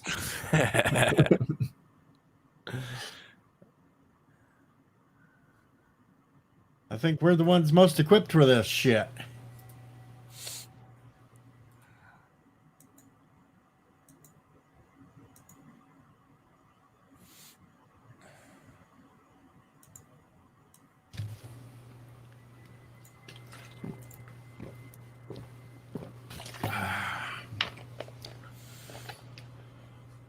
yeah, Thomas they- said it It doesn't matter because they already got the winners. Just announce it. Well, they don't even have to announce the winners. We can pretty much guess which ones are going to win. There are some that are The only iffy one that right I now. can't tell exactly who will win it will be that match between Goldberg and Roman Reigns. Reigns. You think Reigns will win it? I Yeah. think Goldberg is only a transitional champion. I think they'll stretch it out a little bit longer with him. They might now because it's the coronavirus, because of the virus. But no, Reigns is getting the title. But yes, Goldberg's just too damn old to keep coming back. He's like the Undertaker. Quit bringing that back. Yeah, he's. That was another reason why I quit watching, because I got tired of seeing dragging out poor Undertaker. Oh, what they're doing this year pisses me right off. Just to get his ass kicked. Because the guy is, well, he's like 51 now or something, but he's abused his body so damn bad that he can't hardly move. Yeah. Well, what they're doing this year is kind of pissed me off because they're using to use a wrestling terminology, they're using smart mark terminology in the promo, and it's annoying. If you're gonna do it in the character. Don't freaking use the smart mark and the wink wink nudge nudge to the smart fan who reads all the magazines and stuff and use all the lingo. Just keep it within universe, you morons. And so yeah, it drives me nuts. Now see, look at this nuts thing. Jeff Franklin. He's reading his latest information. Community of about 100,000, and they still have no positive cases. And we have all this chaos. It's because you got brain damaged people out there. They're brain damaged. Which, I mean, has anybody even been tested though, Jeff? That's true, because a lot of the doctors aren't even really testing unless you got every single symptom on the list. Minnesota is restricted to people inside the hospital right now or elderly people. Like, although I will give it to the WWE, they definitely capitalized on the whole WrestleMania 36 thing, because WWE released a shirt, I think it was 3 days ago, and it's got the WrestleMania 36 logo, and it's the writing on the shirt is "I wasn't there." Nice. Yeah, it's an official WWE shop merch shirt, and they have the WrestleMania 36 logo with "I wasn't there." So yeah, found that kind of funny.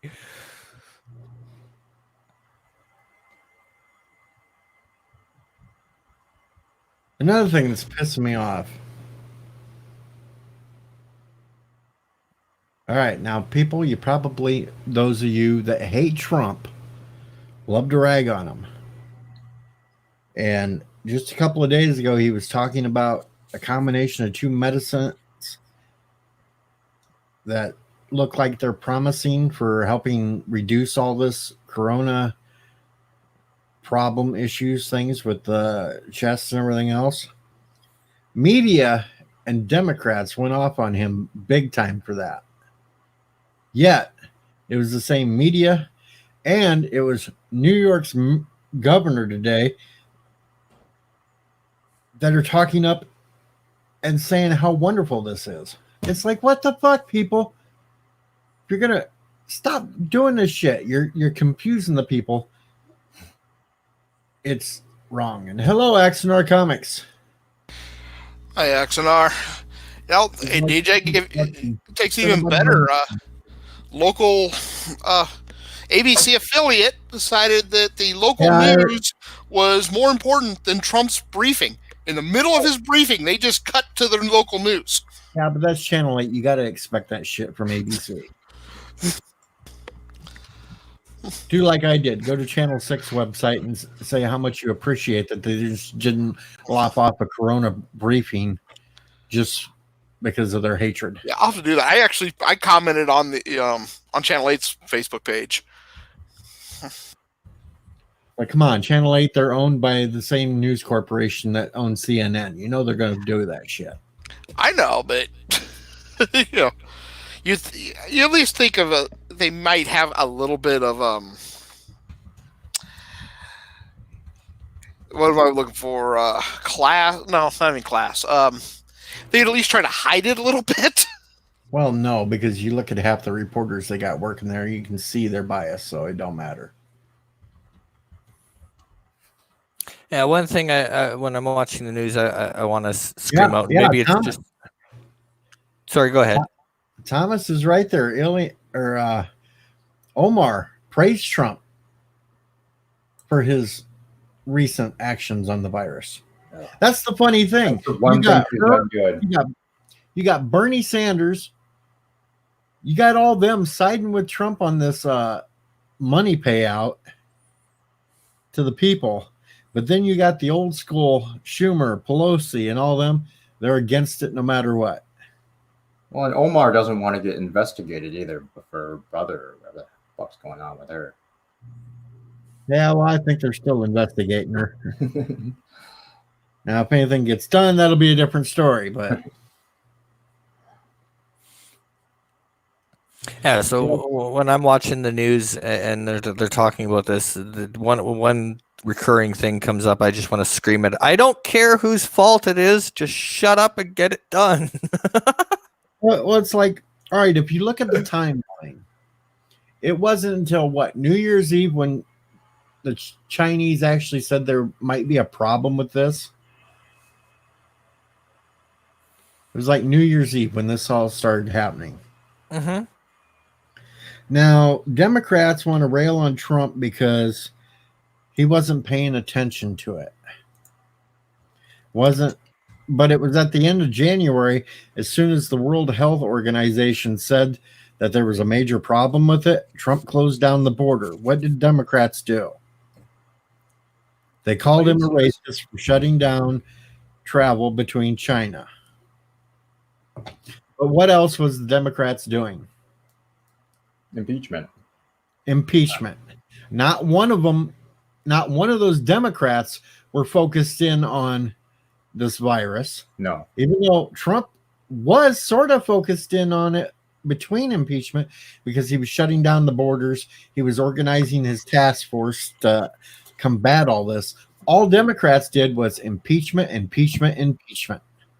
So just kind of staying in the same vein, but you know, as a one thing that's got me really curious is if this goes the doomsday prediction of 2 to 3 months still of everything being locked up. Couldn't Trump postpone the election? That would because he's got the extra powers due to him calling it a national emergency. Well, actually, he had the powers before that. Yeah, but could he not? There's a little known thing that they passed. Shit, what was it? 90s? Was that when Bush said? Because doesn't he basically have? Because because he's declared a national emergency. Doesn't he have kind of carte blanche now? No.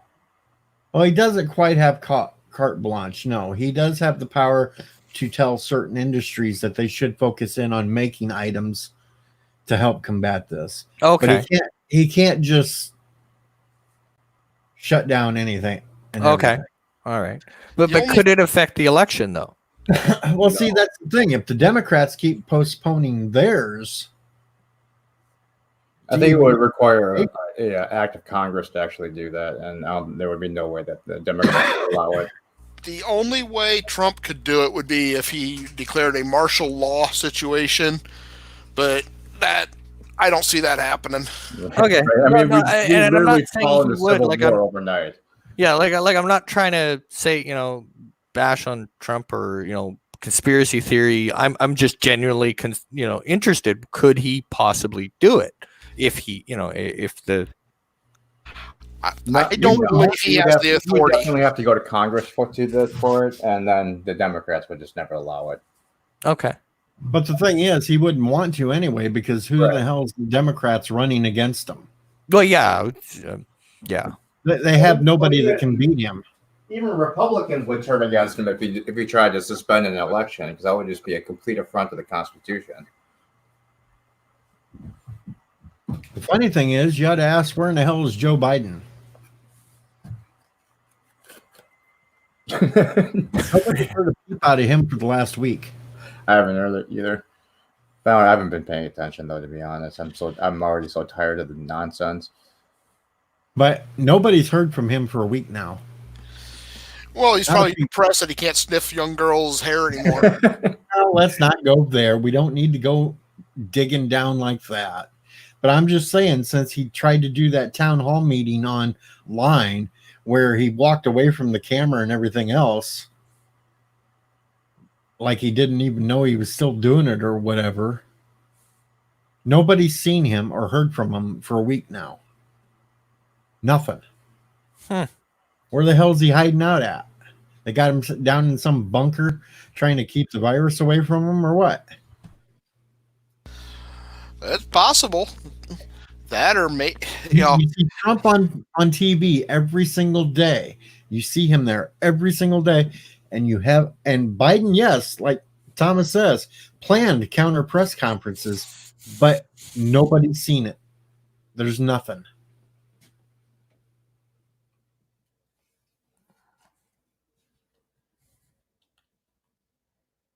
Then again, you really haven't heard much out of Sanders either.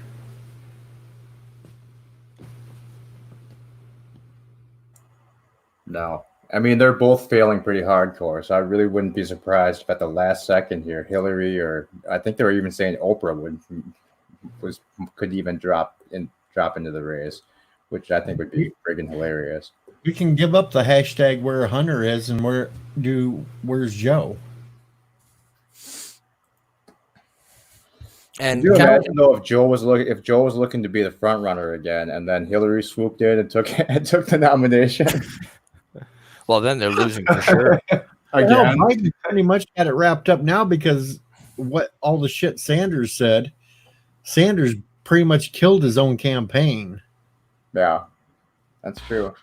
Especially when he made the thing that he wasn't going to kick anybody out of the country that are illegal. He wasn't going to stop any of them from coming in. We got our own problems right now with this coronavirus trying to take care of the U.S. citizens, and he's going to give free health care to immigrants just walking across the border and putting them in the hospital beds. Where in the hell is he going to stick them? We don't have the room now for if this thing blows up like hell as it is. Right. Just two things quickly. Captain Trek, if you're still here, check your Twitter, and I'll be right back. I got to go Jaloja.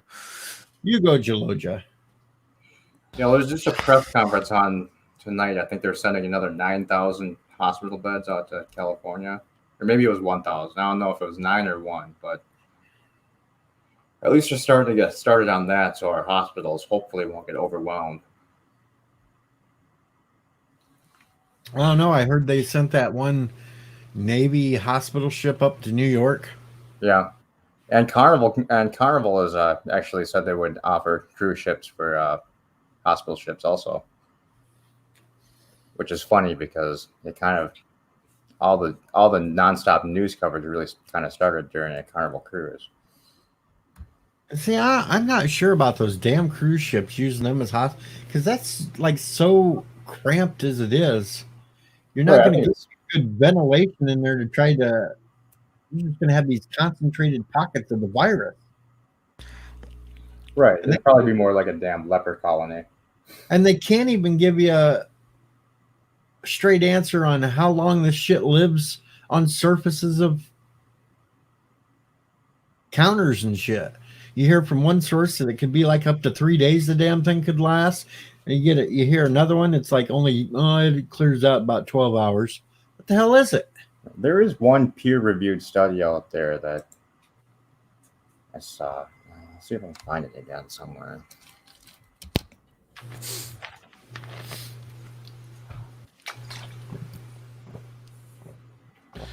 But of course, Biden also hurt his campaign pretty bad with his little blow up at that guy in was it Michigan? Who asked him about gun control. Yeah, but he didn't hurt himself as bad as Sanders did when he was praising Castro. That's true. Because even the Cubans came out and said that was ridiculous. It wasn't good schooling systems. It was brainwashing. It wasn't for literacy.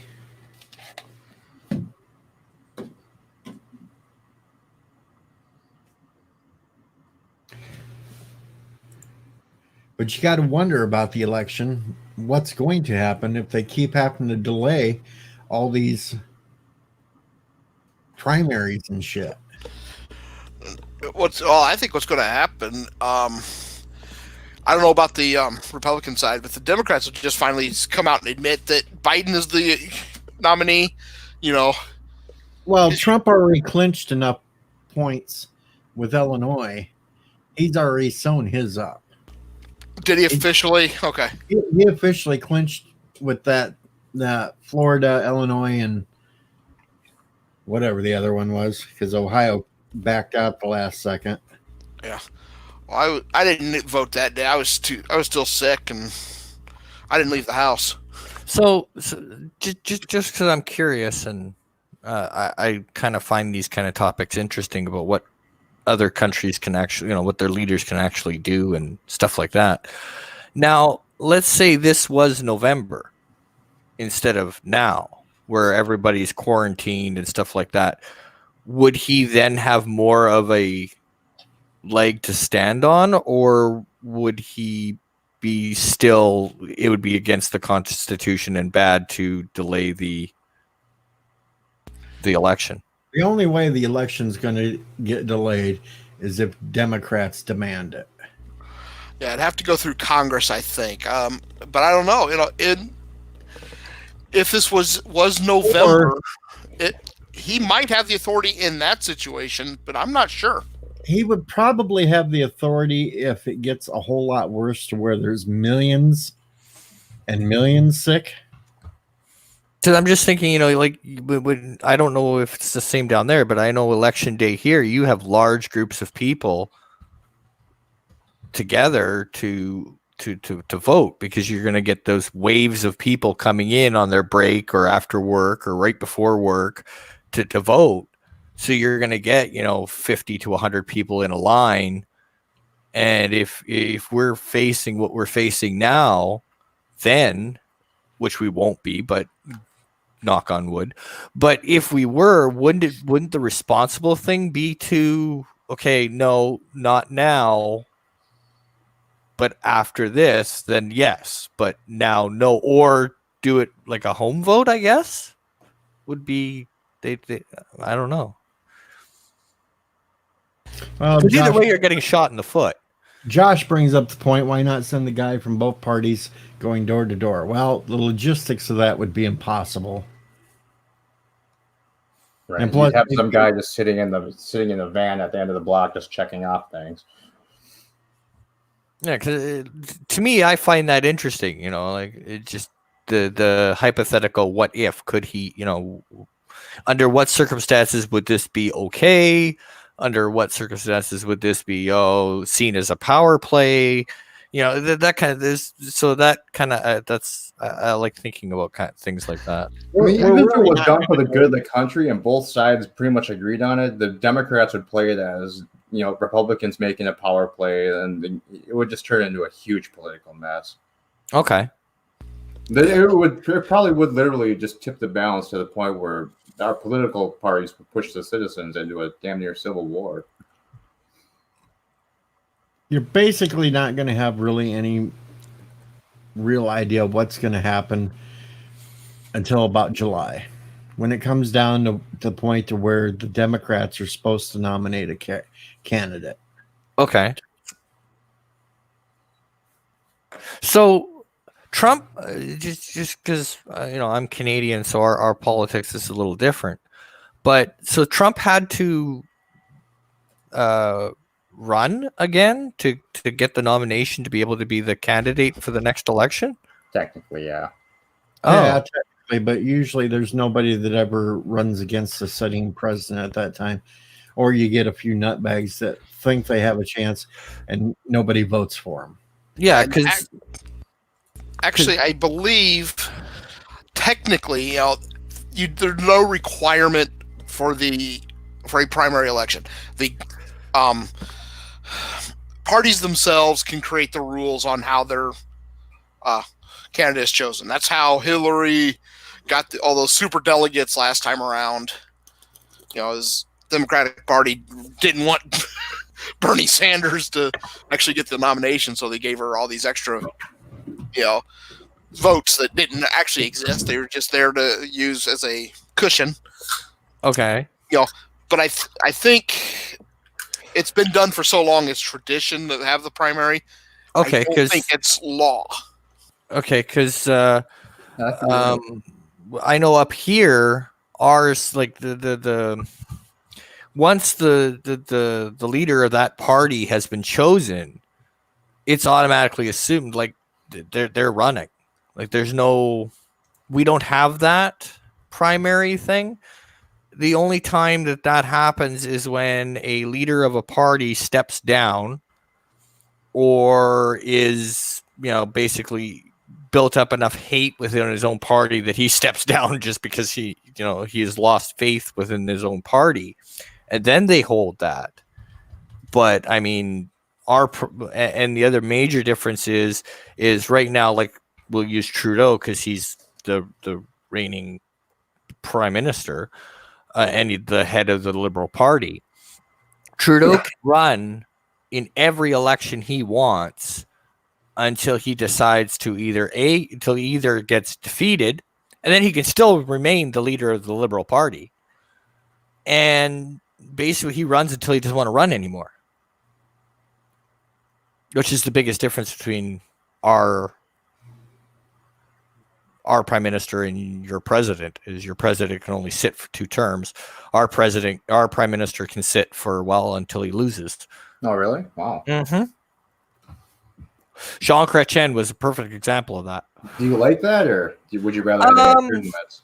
It gets a little like with Jean Chrétien's Liberal Party.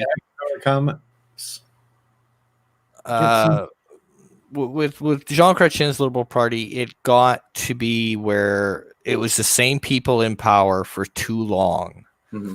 So things got a little corrupt at the end, which is just because they were in power, overwhelmingly in power for so long that they started, pushing the envelope of what they could get away with. Right. Hello, Life with Matthew. Well, have a good night, Axanar, if you're still there. And I'll be right back. It's time to Gelogia. Alrighty. I seriously doubt any elections are going to get, unless this thing is still ramped up very hot and heavy around July. And then they may try to come to some compromise deal where they postpone it by a few more months. Yeah. That's the most I can see happening. I don't December, because I don't think they would let Inauguration Day go by without having the election done. Yeah, like I don't expect it to happen, but I just think it's a very interesting what if. Oh yeah, definitely. Right? It's okay. Well, if this was November, what would we want them to do, right? Would we want them to go, yeah, okay, we're having the election, but you can't go to McDonald's? I think they should. I think what I'd like them to do is just keep the elections open, but just have more polling places to spread people out. Yeah, but look at all the problems they had in this last set of primaries. Yeah, that's true. Some of the people didn't even show up to the polling places to run it. People I guess they can do it all by absentee ballot this year too. They were coming up to the door and there's signs hanging there. Nobody showed up. Call your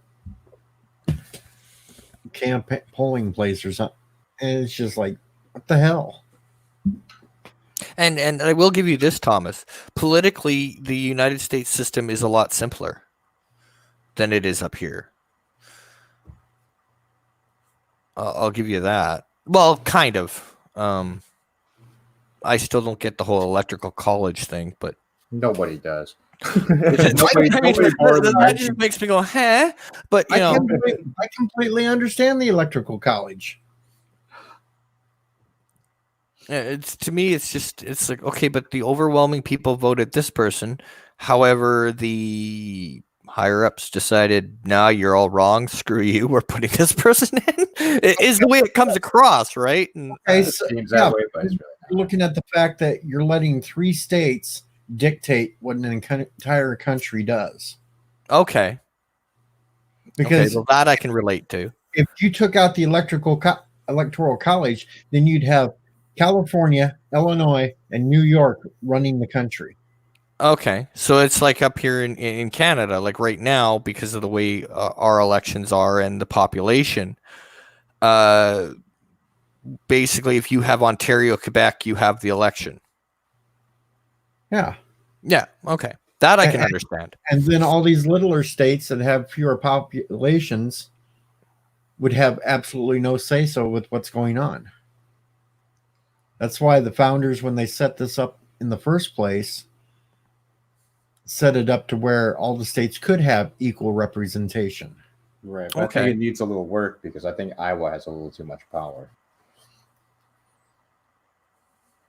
Iowa don't have power at all, really. It's just people got it in their head that if Iowa votes one way, that's how everybody should.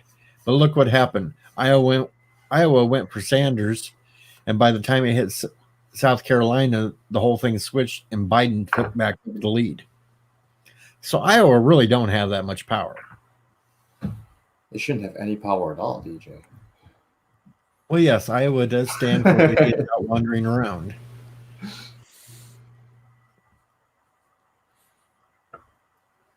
But yes, the Electoral College does make sense for the fact. And if they look at it this way, some of these states like Illinois, California, New York, you got a bunch of people that don't go out and vote as it is because they know it's stacked against them in the first place. When it's basically Illinois is Democrat just because of Chicago. Okay. I do hate Iowa, Thomas. When you look at an electoral map on election night of Illinois and they fill in the colors for the counties, Yeah. the whole damn state's red until you hit Chicago. Mm-hmm. And it's blue. And since Chicago has the big population, the entire state has to go by what Chicago wants. Ah, okay. I see. And what Chicago wants, Chicago gets. Okay. Well, it's like, okay, so that I'm not, don't come across as I'm ragging on the American system, because, there's good points and confusing points, but that's just because I don't live down there and some of it doesn't make sense because I'm used to our system. But one of the stupidest things we have is like our main federal parties, for the most part, is the NDP, the Conservatives, the Liberals, and then the Green Party, who basically get very little votes at the best of times. But then they added a fifth party, which is absolutely stupid, because it was done for no other reason than to pander to Quebec. So what they did was they took on a federal election. So a federal election, when I say that would be for the prime ministership. So that's the one that's voted on nationwide. So on the federal election, they added the Québécois, the Bloc Québécois, as a federal party. Well, the problem with that, and where it makes no damn sense for them to be a federal party, is the Bloc Québécois can only be voted for by people in Quebec. So there's no there's no bloc in Ontario. There's no bloc in Manitoba, Saskatchewan, BC, Alberta. They are nowhere but Quebec, but they're a federal party. So that would be like, to give you an example, that would be like Texas having a federal party and expecting to win the presidentship, but you can only vote for them if they're in Texas. Thomas, once in a while the Bears are good, but yeah.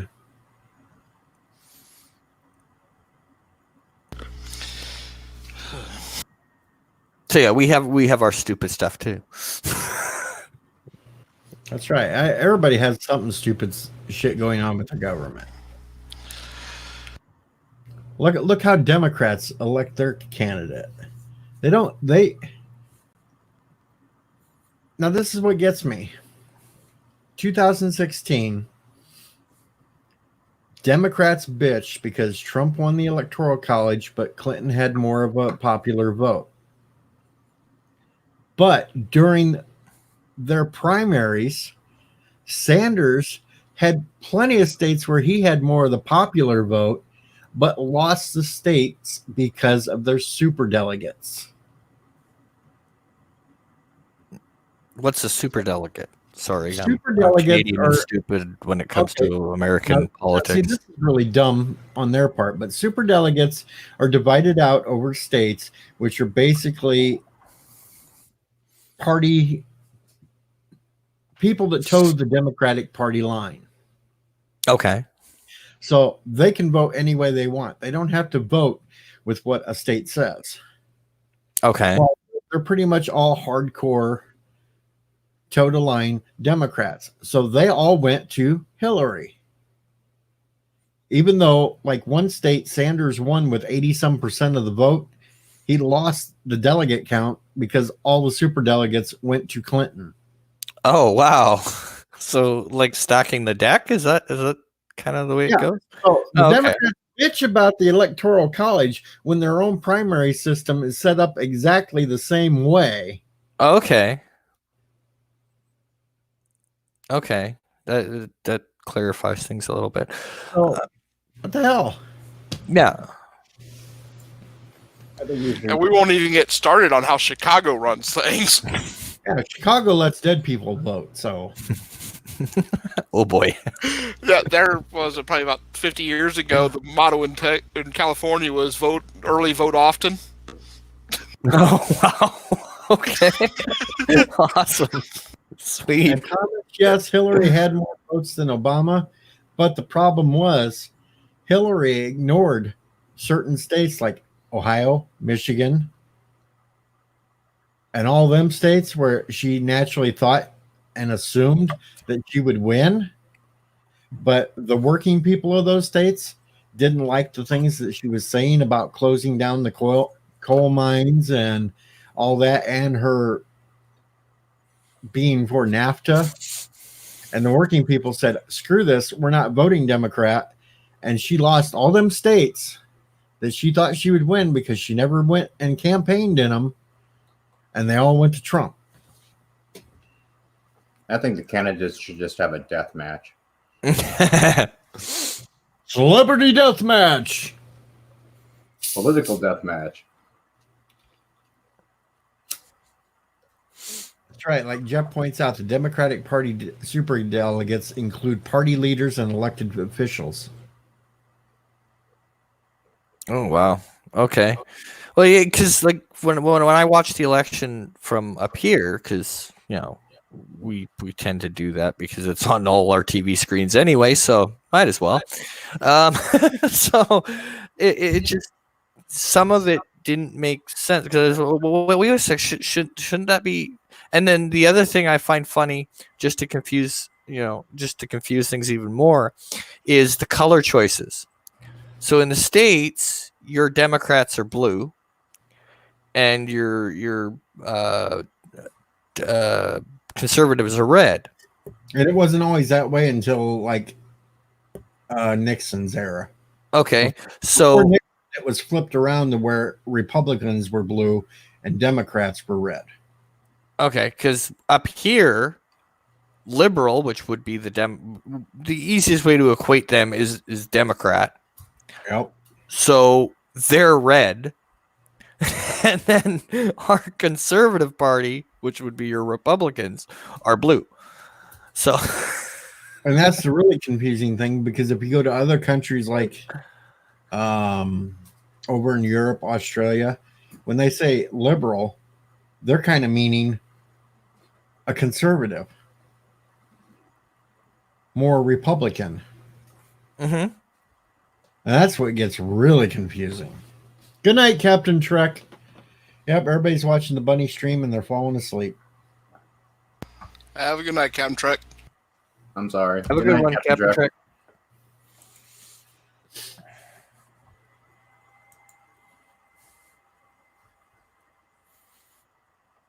And then all these ones that called racist or Trump a racist for closing down the border with Canada. I wonder where they are now that Germany closed the borders to all the other European states. France closed the borders to all these other European. I will say this about that. I mean, that was the fastest meeting between Trump and Trudeau in recorded history. Come on, all these other countries are doing it now. Are you going to go out and call them racist too? Well, no, because it doesn't fit their narrative.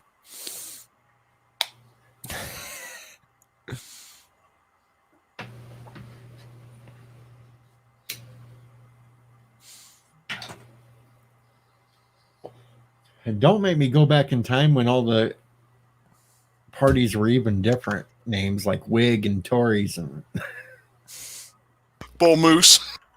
Bull Moose Party and Well, that would be the British influence there, the Tories. That's British. and so were the Whigs. That was British influence. Yeah, even our conservatives get called the Tories, but that's because we have such close ties to. Epic Beard says, finally closed the border with that evil Canada. Built the wall. That would cost way more than it would be to build your wall against Mexico. There's more land. Oh, and Mexico will probably build the wall for us because the Americans are shooting across the border down there to get bread and shit. Payback's a bitch. Yeah, but the Canadians don't fuck around if you accidentally boat across the border. That's for damn sure. Yeah. They get in your face damn quick. Yep. That's the same way either way. Like I remember We do that with Mexico. We're racist. like I think the worst experience I had crossing the border, mind you, it was the only experience I had crossing the border because I haven't gone down south ever except for this one time we were going to. My dad lived in southern Manitoba growing up. So we're talking the 30s when he lived there. And this little farming town he lived in called Darlingford, Manitoba, which is basically on the border between Canada and the United States. And one of the places that as a teenager he used to go was a dance hall that was just on the other side of the border. And so I had taken him down to Darlingford. We did it's now a ghost town. I don't even think they have a bank. But anyway, so we went through there. We went down to the grave site where his parents are, yada, yada, yada, did the whole memory trip. And then my dad says, well, let's go down to the States for it's only about an hour in. There used to be a dance hall. I want to see if it's still standing. So, being the son I am, I went, sure, Dad, no problem. So we stopped in, we gassed up and went down to the border. Well, bloody hell. They made my 75-year-old father get out of the car. And then I got in trouble because I said, well, I have to pop the trunk and get something out of the trunk, which automatically apparently drew a red flag. I have to get his walker. Chill. I have to get his walker. You want him out of the car. He needs his walker. It's in the trunk. Did anybody ever read Stuff magazine back when it was popular? It was basically a car magazine with, girls with bikinis on it. So yeah, I was 16 at the time, bite me. And Keep masturbating to it, folks. no, I was actually bought it more for the cars, but anyway. So I had that in the back seat, and it's actually made in the States, which is kind of funny, which makes it even worse. So they're like, well, we got to search your car. I was like, yeah, okay, whatever, fine. They do the search. They pull that out. That's going to get confiscated for pornography. There's no naked pictures in it at all. It's just a woman in a bikini. But apparently that was too much to cross the border. And what was the other one? Oh, yeah. And then my dad couldn't tell him exactly where it was because he couldn't remember the town name that the dance hall was in. And for that, he got denied. He wasn't allowed to cross the border. Oh wow. Yeah, wasn't, and this is before 9/11. My dad got denied because he couldn't tell them exactly how long he was going to be there. Couldn't tell them the exact town we were driving to, even though we told him we're coming back today. Like, we're just going there. We'll maybe stop in a diner, have a coffee. Dad just wants to see if the dance hall's there, from back in the 30s. And nope, they wouldn't let him cross until we had a hotel reservation, give them our exact financials, and not try to transport pornography across the border. And it's like, what the fuck? Sounds like he was a little just stressed out. You probably should have just came back about 20 minutes later after he had the magazine, and he probably just waved it through. Well, and the best part about that is, so they give us the magazine back because we're just turning around and going back to Canada. So, right, it's like, well, Get then your smut back to Canada. yeah, right. So I'm like, okay, fine. F you, made in the USA right on the bottom. And I'm like, yeah, okay. I can't bring your own magazine back to the States. All right, great. So we get to the Canadian border crossing, and he goes, well, that was quick. So yeah, they wouldn't let us across. He says, why? I says, well, I have this porno magazine. You want to confiscate it too? And he goes, just a minute. I went, oh, shit. I opened up my mouth. I'm going to get in shit, and I'm not going to be allowed back in my own goddamn country. Right? So he goes into the shack, comes out, and he's got the exact same fucking magazine in his hand. He goes, no, you're fine. You're fine. Carry on. Have a good day, sir. And I just laughed. He had the exact same fucking magazine in the guard shack. Well, confirmed. Canadian Mounties masturbate to car magazines. Oh, that and Easy Rider.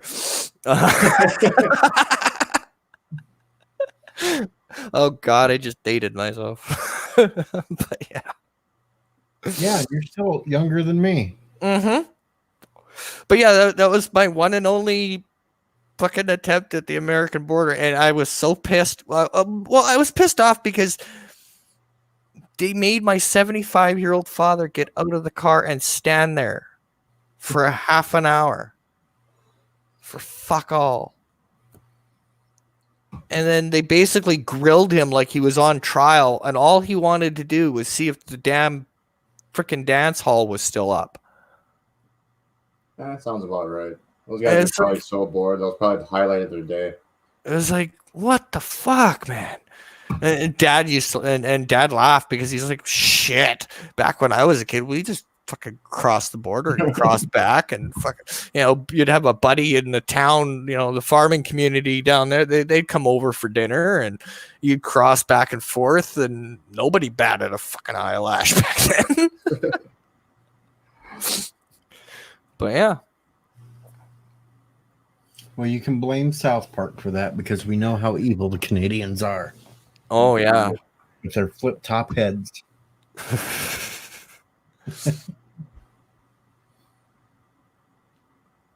Uh-oh, Josh Street has a breaking news. Yeah, I read it. It's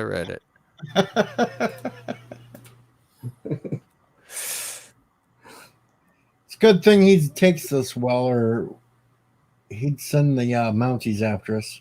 Well, then again, I've known a couple of car guys that you'd start to worry about when they see like a 69 Cadillac or a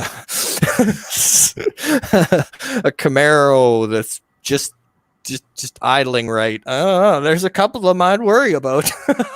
Yeah, if they were 69ing a Cadillac, I'd be a little worried too. Yeah, and just in case too, Uncle Paulie, if you're listening, I'm still not scared of you.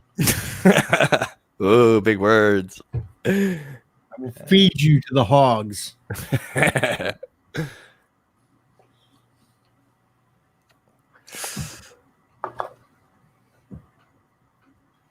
I'm not going to sick mama prey on anybody.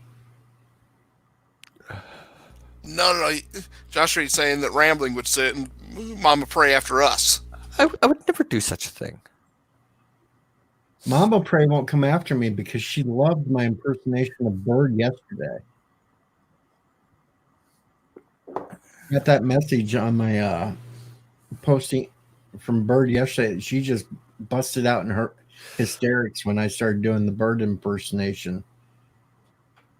Nice. have been the part where I started singing Alan Moraine, who counts the.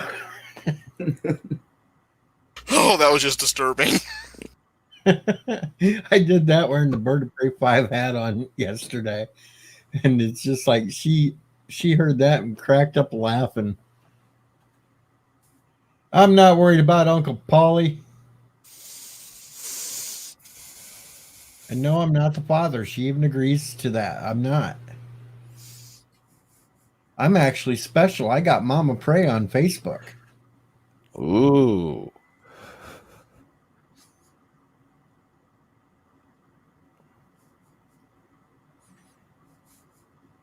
She takes care of us window lickers, I guess. That's how special I am.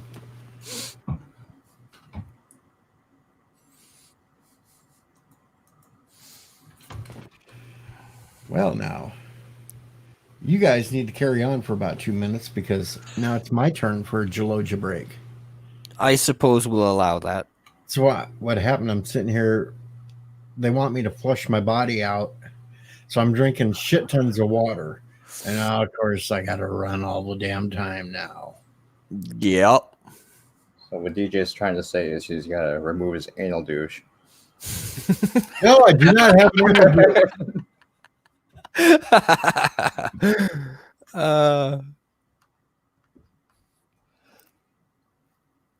Just for that, while I'm gone, I'm going to leave that up on the damn screen the entire time.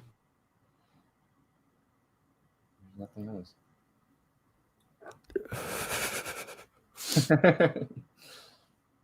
All hail Gelogia. I was actually in and out of your last stream, and you were kind of talking about Orville. Did you end up liking it, or? Well, like I ended up watching the first 8 episodes of season 1. Mhm. And for me, it was a tale of two shows. Right, yeah. The first 4 I didn't care for, and then 5, 6, 7, and 8 I found to be entertaining and I could tolerate. But the first 4, I just no. Yeah, I was kind of the same way. I think it was the first 3 or 4 actually too with me. That I was on the fence still, and then I started enjoying it a lot more after that. For me, it's just I don't know. I guess I'm qualified as one of those tricky fans with a stick up their butt. But okay, every time that I'm facing a drastic situation, the answer is 2 shots of tequila. Right. It's like, oh, really? I don't know. That sounds like a pretty good solution to me. Yeah, but you're supposed to be.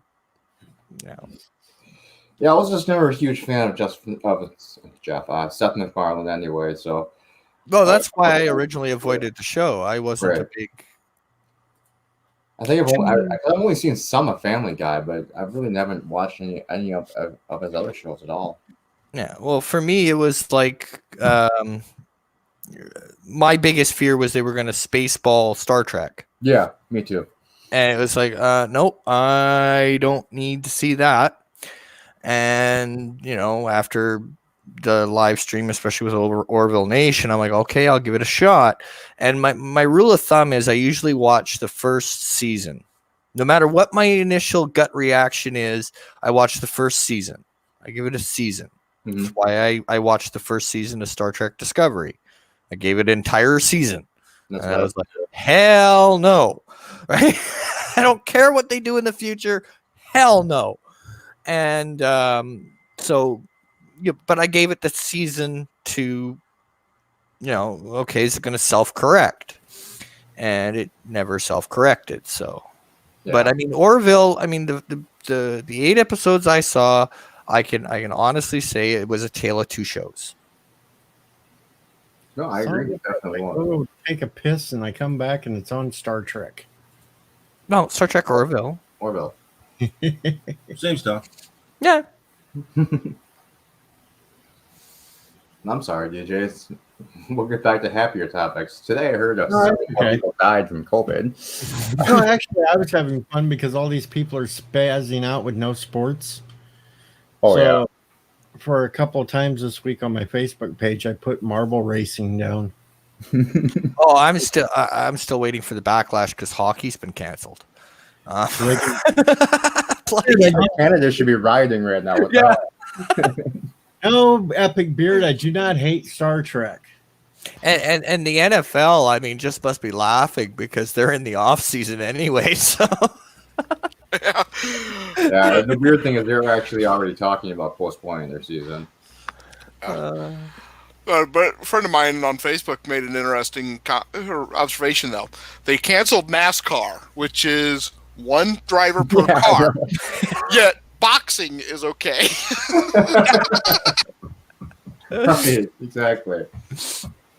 Canceled Yeah. the NASCAR because there's no fans in the stands, yeah. and those events draw out millions of people. Well, yeah, and that's the same thing with WWE. I mean, bloody hell, the independent network in wrestling is going to suffer so hard because of this. Because there's people that bet the farm on WrestleMania weekend, and now with that not taking place in the form that it traditionally does, the aftermath of this is going to be insane. But at least wrestling is still going to happen. Unlike the NBA, where they could have done it without having people come in and watch it. And the NBA players like, what's the point if we can't play in front of people? Wrestling, at least they're carrying on to give Yep. people a show. Well, that's because Vince McMahon is a stubborn SOB, and also Vince McMahon. I mean, Vince has basically gone on record that he hates when people sneeze in front of him, because as far as he's concerned, you should be able to control it. Right? He's a very unique individual. There we go. That's how we settled the political debate thing. We can have Vince McMahon run it, and we'll just have a no holds barred match. Trump against Biden, because Biden's always talking about taking people out to the woodshed. Let's let him go at it. Well, if we're gonna do that, let's make it interesting. Hell in a Cell. Come on. That's right. Give him chairs and everything. Yeah, but you wouldn't trust what Biden would do with him in the woodshed. But yeah, I don't know if you'd want to air that. I would just Make keep it trying to interesting. smell Or it. tables, ladders, and chairs will really have some fun. TLC match. Inferno match. Oh yeah, that could be fun. It'd be like, Buried alive match. Oh, those are fun. Yeah. Until you figure out how the trick is done, and then it's not so fun anymore. Actually, if you're going to do it right, let's do an Inferno Hell in a Cell. They tried something like that in TNA, and it bombed bad. Really? Yeah, well, it wasn't an Inferno cage match. It was an electrified cage. That sounds awesome. Well, that would be good. And they ended up like blowing breakers and shit. The best part was it was done on the Halloween show, so some of the decorations that they had kind of lit on fire. Oh, nice. Nice. Oh yeah, it failed in epic proportion. He wouldn't be getting this. Mm-hmm. It failed epically. Yeah. I always, for match type ideas, I like the idea of the Monsters Ball, where you supposedly lock everybody in isolation in a dark room for 24 hours, and then let them loose. Oh, did you see the cage match that they did way back when? But right before the Attitude Era kicked off, and the goal of the match was to strap your opponent into an electric chair and flip the switch. I remember some, vaguely, but I remember growing up in those matches where they had guys chained to each other. Yeah, the bull rope. Yeah. Yeah. Epic Beard has it. Thunderdome. 2 men enter, 1 man leave. well, then that leaves Biden out. Oh man. Oh man. Another dance screen. I gotta close. Who's saying, "Oh man"? It's the wife. She's having problems with her computer, her work computer, trying to set it up from home. Bang on it. That fixes it. They gave them their computers from work so they can work from home now because of the AIDS virus or whatever it is. The virus that shall not be named. Damn it! What's my router number? I've got a new name for it. Alamarine, count to 4. Shut up. Alamarine. Lick my taint. Ew. Is that it? The hell's the IP address of my router? I don't know. Mhm. Stop asking me. Are you saying that the router is interfering with the connection? No, I just want to see it. Because I was able to reconnect again. All right, everybody, listen carefully so we figure out what the router number is.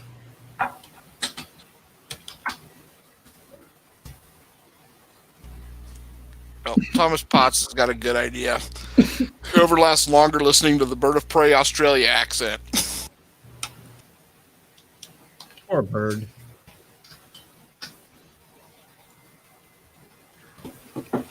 That's got to be kind of freaky for mama. Actually, his Irish accent is worse, and the Canadian one. Oh, Canadian one's fucking horrible. We don't, Talking about fucking the seals. we don't have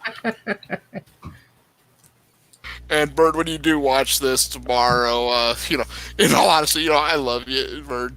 Yeah, we're just joking around. Bird, Well, you, see, can and see who loves you. You can actually see who loves you, Bird, by who's dissing you when you're not around. See, the best part about, I guess, learning French in school was you got away with swearing the minute you learned how to say seal. It was great. I don't know how to say civil. They refuse to teach us that. Oh, did they? Yep. Yeah, okay, so to say one seal in French is un fuck. Oh, So, so yeah, the word seal is pronounced fuck. So if you told somebody to seal off, it changed the vernacular of my grade 6 class completely. Twafuck. Yeah, Family Guy actually did a whole thing on that one night. And then if you go to Picard, the name of the Romulan Secret Service makes me laugh. Because I always, how does it go? It's the Zot Vash? Yeah, okay. So you know what Vache is in French, right? No, it's a cow. It's a cow. The Jat cow. Yeah, the shot cow. I never told me. Don't dare me not to put something up on the screen. So that kind of makes me laugh.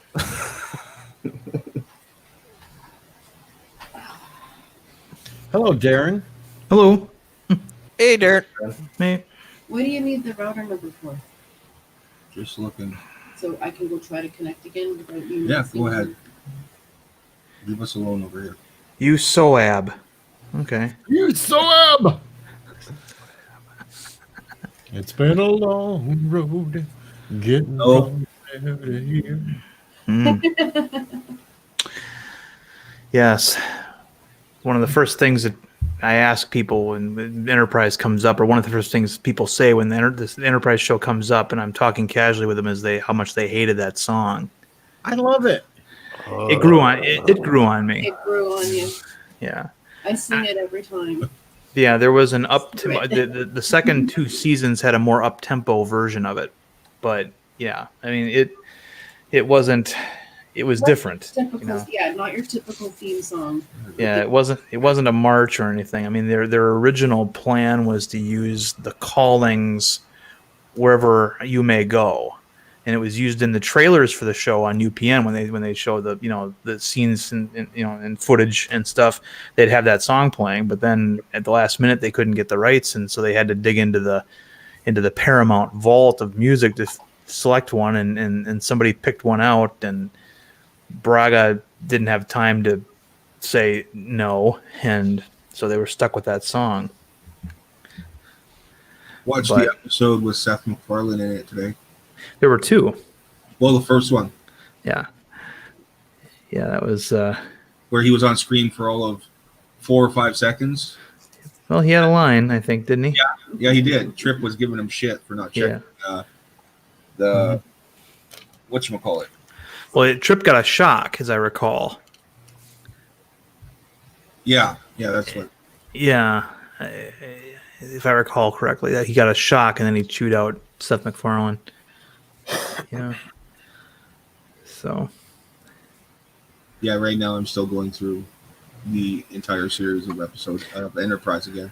yeah, a lot of Star Trek fans who are really into the atheist, Roddenberry world didn't like it that the show had a song that referenced faith. Oh yeah, That'd do it. Captain Kitty Cat is in the house. So is Hi, mine. Captain She's Cat. walking around. She's not. She's nowhere to be seen. But I tell you, I like the opening credits and the music for the Mirror Universe episodes. Like, yes, the mirror Instead of the history of human exploration, it's the history of war. And the theme song was changed to something like almost like a History Channel documentary series.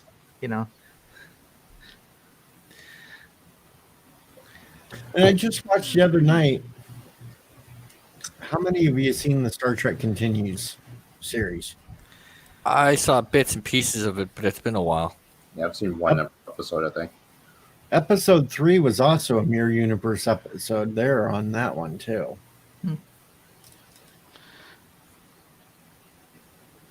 Might want to give it a check out sometime because it's not bad either. For That's the one with Vic as Kirk, right?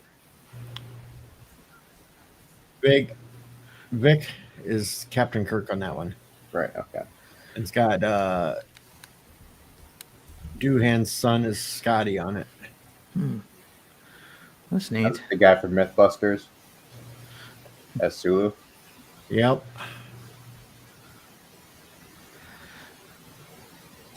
But it's episode number 3, I do believe. It's the Mirror Universe episode where they pick up the story after Spock and them come back into the Mirror Universe on how they're going to do away with Kirk and that. Oh, I saw that episode. Because I've got Star Trek Continues on Facebook, their website there, and they've been doing watch parties this week, each night of the episodes. But you can find them all on YouTube too.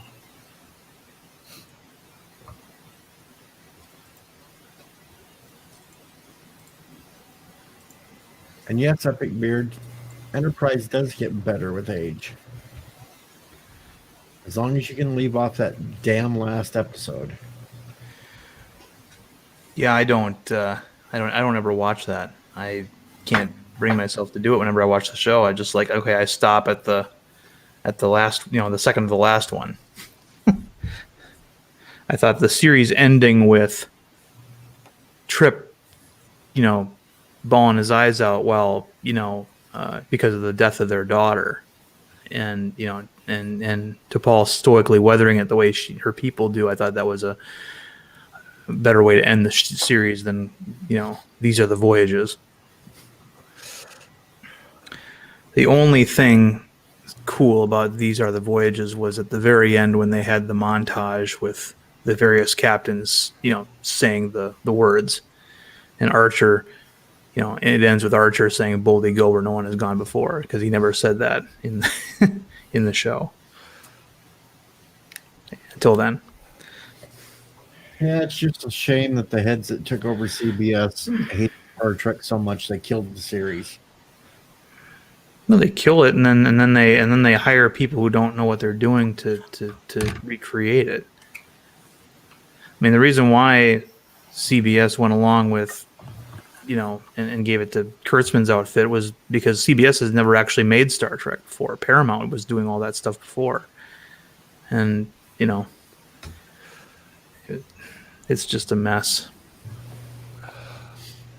Enterprise just got their leggings going really damn good, and then CBS killed it off. Yeah.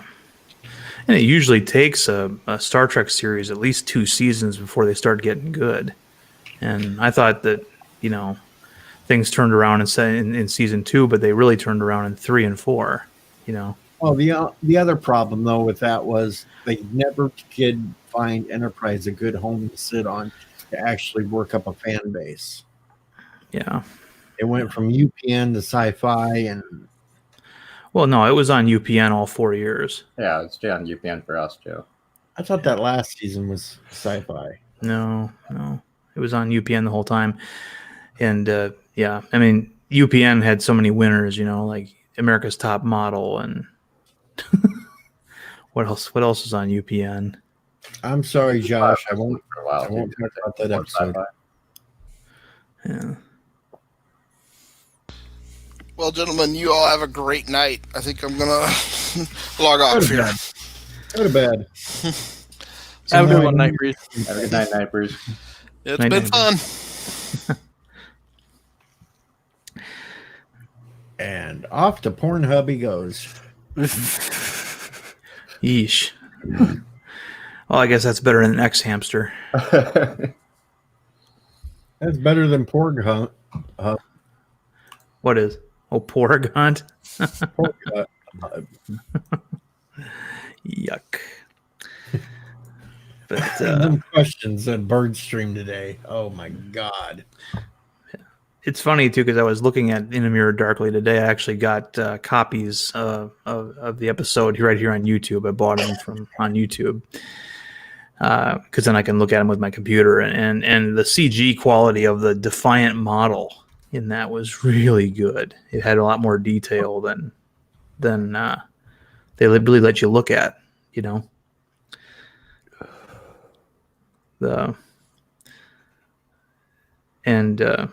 Just the way they were able to recreate the bridge. I did a side-by-side comparison of what the bridge looked like in the Tholian web. And they even got two actors that looked a lot like the actors that were used in the original series episode that were lying dead on the floor. Because the Defiance crew all killed each other. And the captain's neck was broken, and the corpses were laying there where the captain was being strangled by a red shirt. Mm-hmm. And they even, they had it all perfect, just perfectly recreated. Yeah, that Captain Cat, that was the problem. UPN was hard to get a hold of back then too. Yeah. The only other thing they had back then, besides Star Trek, was SmackDown. That was like their highest rated show. Yeah. Because I didn't even have UPN in my area. Yeah. The only time I got to see Enterprise was if I was up in Chicago seeing this gal I was dating at the time.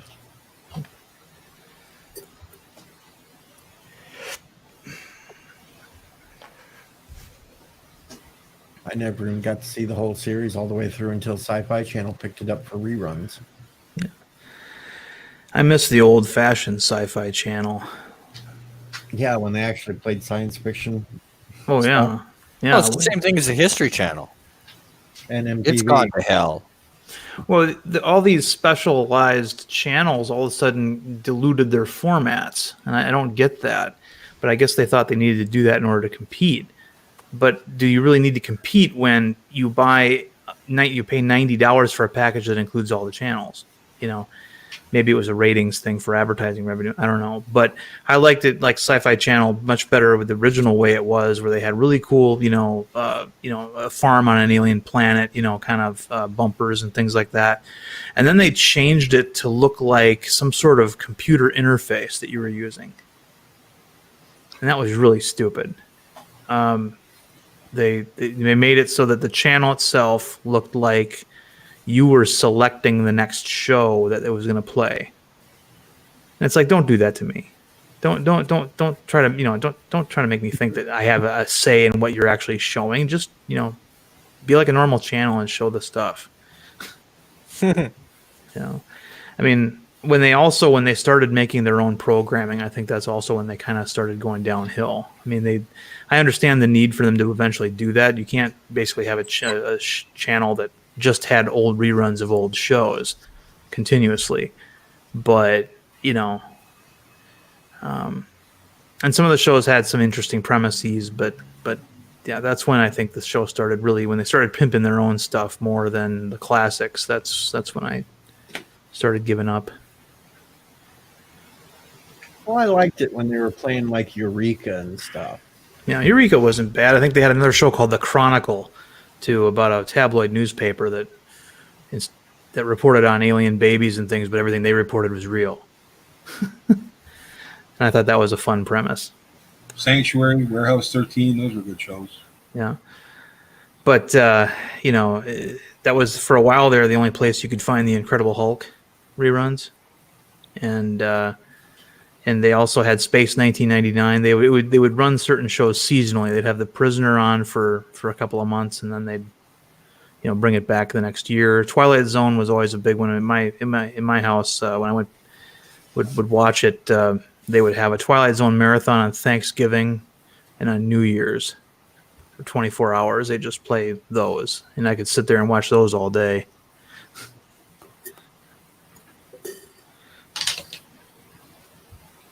And then Asylum started cranking out the movies. Hmm. And it was funny because if you paid attention, whenever there was going to be a big, huge sci-fi movie released in theaters, Sci-Fi Channel always had a lower budget version of it on before. Yeah. Yeah, almost to as like an appetizer. Because then you got before War of the Worlds came out with Cruise, you had C. Thomas Howell's version come out on Sci-Fi. There was a Fox version too in the late 80s, early 90s. Yeah, the TV series. Yeah, the TV series, yeah. But there was a C. Thomas Howell movie, though, huh? Oh, yeah, there's actually two of them. Okay. Because there was a C. Thomas Howell War of the Worlds that came out right before the Tom Cruise movie came out.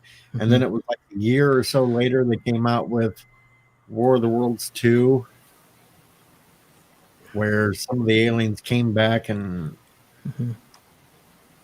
use some transporter or something shit and get on the ship or something. It was crazy. Yeah. Okay, success.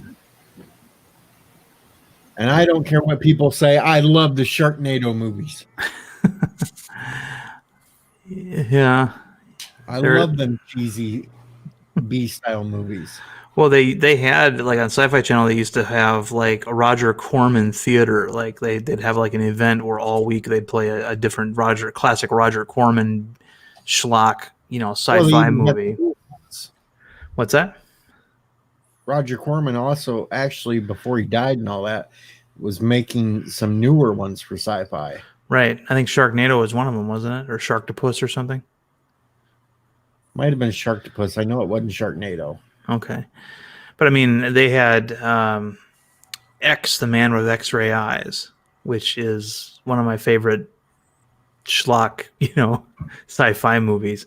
And I think they even had the special version on it. Have you ever seen that film, by the way, X, the Man with X-Ray Eyes? Okay, well, you know how the movie ends, right? Mm-hmm. Where because he's seeing through everything, and he's seeing a tunnel or a bright light or whatever that he can't not see anymore. The movie ends with him going out in the desert and pulling his eyeballs out, right? Well, there's a different cut where he pulls his eyeballs out, and then he screams, "I can still see." and they apparently thought that was too horrible to have in the movie, so they cut that last line out. But I heard that there was the Sci-Fi Channel actually put in that last scene, so that last moment. So, and it's I love the show Z Nation. Mm-hmm. That was a good, funny zombie show. Of course, you got to have Netflix to see the companion series to that. Yeah. I think eventually Mystery Science Theater 3000 moved to Sci-Fi Channel, didn't it? Yeah, it was on Yeah. Sci-Fi for a while too, Yeah. but that was when they switched to the second host. It wasn't the original guy. Well, yeah. I mean, I liked Mike better than Joel. I mean, I like Joel too. Don't get me wrong, but Mike was from Wisconsin, so I got a lot of his jokes. You know, he had a lot of local jokes. You watched the Netflix version with that Patton Oswalt? It's not very good. I have not watched it. No, I mean, I've heard bad things about it, and it's the Not person. anywhere near as good as the original was. Yeah, it's the personalities of the people involved that I love it, and that was Mystery Science Theater 3000 was just one of those lightning in a bottle. Lightning doesn't strike twice kind of deals where you really couldn't do it again. And they're you know, I think Mike Nelson, the second host, does something called Riff Tracks with the other guy from Wisconsin, the Tom Servo voice, where they watch movies and talk during the movie. They just don't have the robots. And you know, so Well, there is one Riff Tracks if you want to watch it. It's on YouTube, and it's Mhm. where they're doing one of the old Doctor Who movies, okay. and it's comical how they riff through that. Yeah. It was one of them with Peter Cushing playing Doctor Who. Mm-hmm. Yeah. Yeah, his name was actually Doctor Who. Yep. Yeah, it was terrible. And it was But- basically the exact same show that they ripped off from Hartnell, Hmm. but it's colorized, and it's pretty much word for word the entire movie. It's just Wow. Cushing doing it. Yeah, that show, Mystery Science Theater 3000, was filmed in a warehouse in an unassuming industrial park in Eden Prairie, Minnesota. Yep.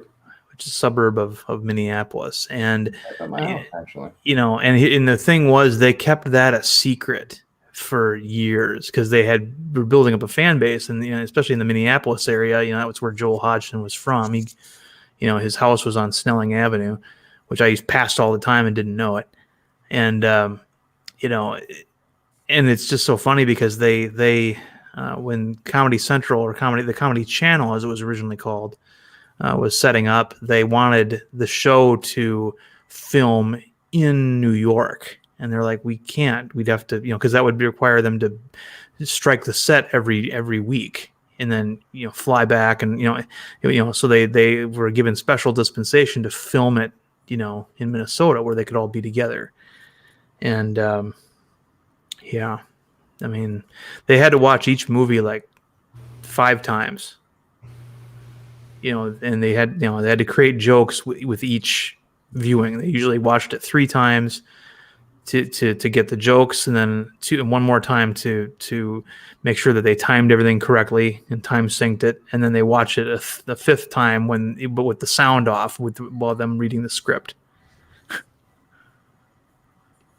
So, But I'm gonna head out there, DJ. I'll be listening in, but I've got to get editing, or I'm never gonna get the intro to Sci-Fi Nation and I's Monday night show done, and I want to get it done before I go to bed, so I don't have to do it tomorrow. All right, have a good one. I gotta edit sound together and record some stuff. So Yeah. I'm gonna bow out for now, and thanks for having me on, and I'll talk to you next time. Rambling, before you go, is it on your channel tomorrow? Or Yeah, it's on my channel tomorrow. Okay. Cool. okay. Should be 9 o'clock our time, 9 o'clock my time, 9:05, 10:05 Eastern. Okay. Sounds Yeah. good. Have a good night, man. Yeah, have a good one. I will not have a new video on Monday on Andy Trekker's channel this week because too much stuff has been going on. So you guys are gonna miss that. So And I will never have a video on Annie I was just gonna Direction. say, I will not have a video on there either this Monday.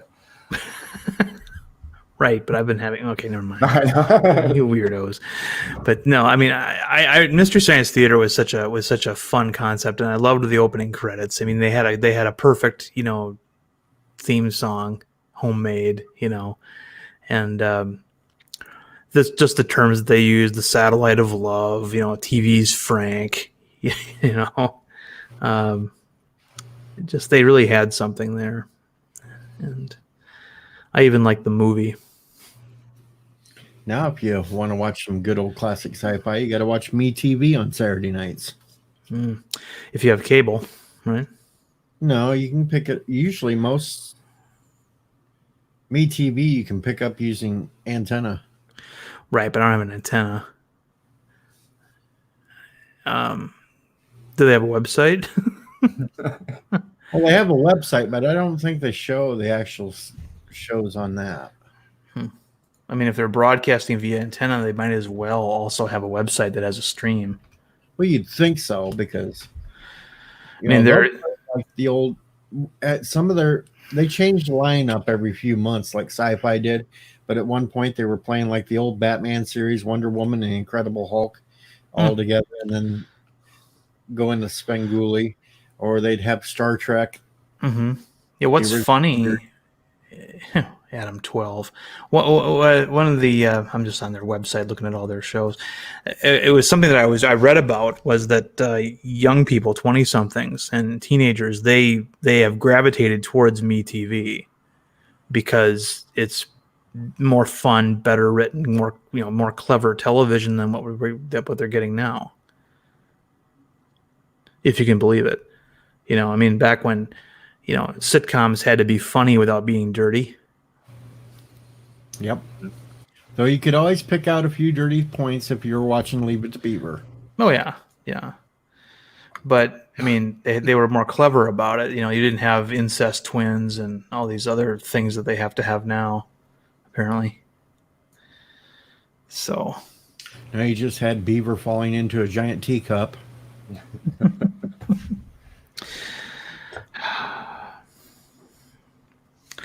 But yeah, one of the things that I thought was funny was I'm gonna drop Mystery Science Theater 3000 here in a second, but the bigger robot Gypsy, how she had a great big mouth and it was kind of like on a hose. Yeah. The mouth was actually made out of two child car seats, and when you look at a picture of her, and you know that all of a sudden that's all you can see are those two car seats. Yeah, the two car seats, moving together like a mouth. So anyway, but yeah, it's like right now on MeTV they got 2 episodes of The Twilight Zone, and actually they do have a little pop-out player.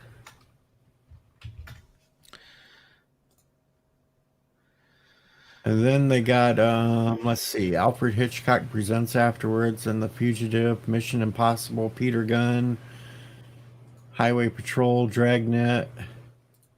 That's for the rest of the night. Yeah, see, they have a login button here where you can log in with Google or whatnot, and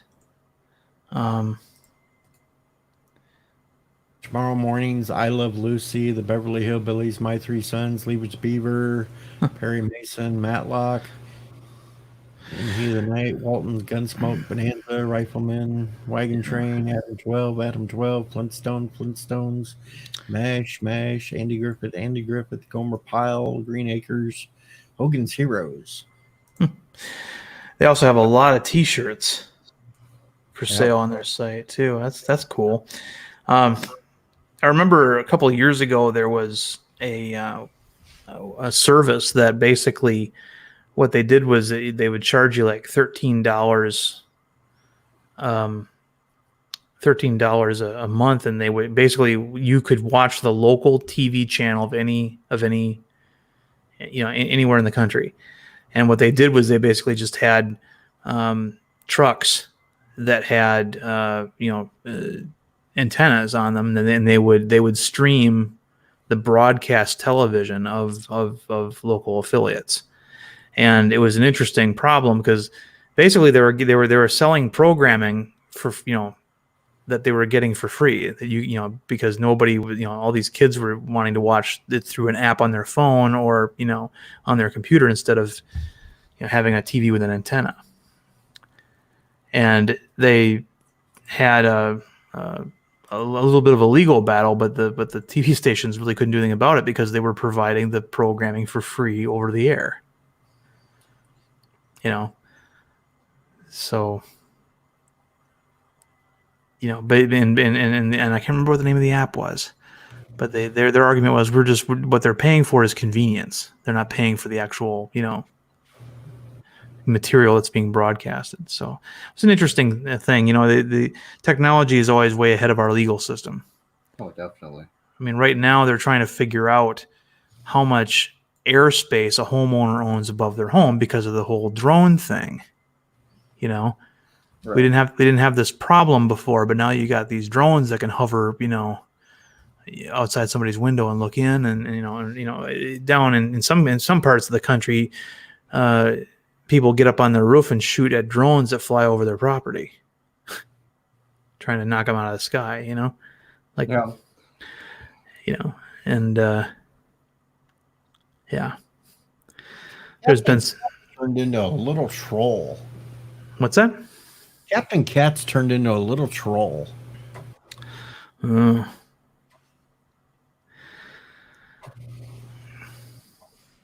I mean, I remember hearing stories about some rednecks sitting on their roof and they shot a drone, a quadcopter drone that a guy had, you know, was, you know, having fun with and exploring and stuff. And he didn't realize that it was over their property. And he's like, well, you know, and tried to get money out of him because the drone was about $1,000. You know, they destroyed it. Good for them. Yeah. Yeah, there were a couple of stories I heard about people holding other people's drones for ransom, essentially. Oh yeah. Well, there was a legal battle that took place about 10 years ago when Google Earth became a thing, and there was a couple that had a house out in the country, and they sued Google because look, they've got, you know, no trespassing signs on their, you know, on their Right. property and stuff like that. And here's Google showing the whole world what their house looks like from the air. You can zoom in and stuff. And apparently they won, or they settled out of court because eventually Google just took, you know, that tile that had their house and they omitted it. Right. But, you know, there was a situation where, you know, technology was way ahead of legislation or, you know, laws.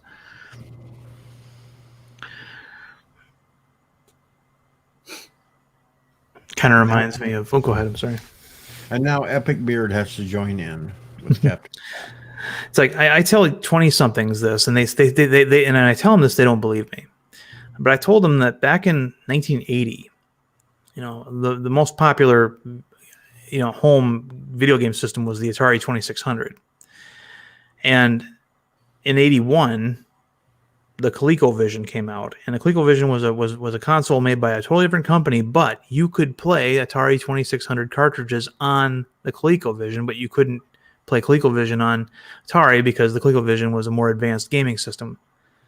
And they said they told me that's impossible. That could never have happened. I'm like, that's what happened, and that's why you know, that never happened again after that. You know, console makers were smart enough then to, you know, design their machines and their cartridges so that they couldn't be usable on another on another console.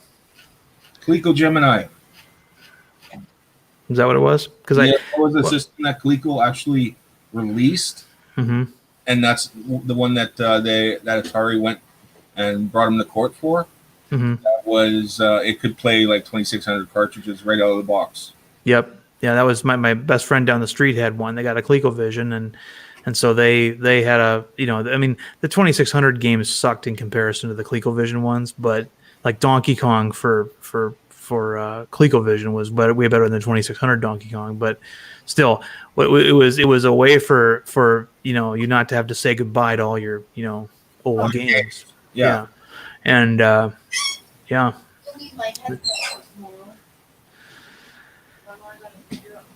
But yeah, video games died in the mid 80s for about 4 years because, and I think the reason why, this is just a personal theory, this is so thinketh Darren, not, you know, so saith the Lord or anything, but parents, it didn't compute when the kid who had the 2600 said that he wanted the ColecoVision or the Atari 5200, because parents are like, well, you've got a functioning gaming system. Back then you didn't buy a new TV unless your current TV broke. Yeah. And that didn't compute to them. It was a totally new product. Nobody had ever, had a game console in their home before. I mean, not in any mass, in mass like it was back then. And it took like a whole generation later for that to become something that's acceptable.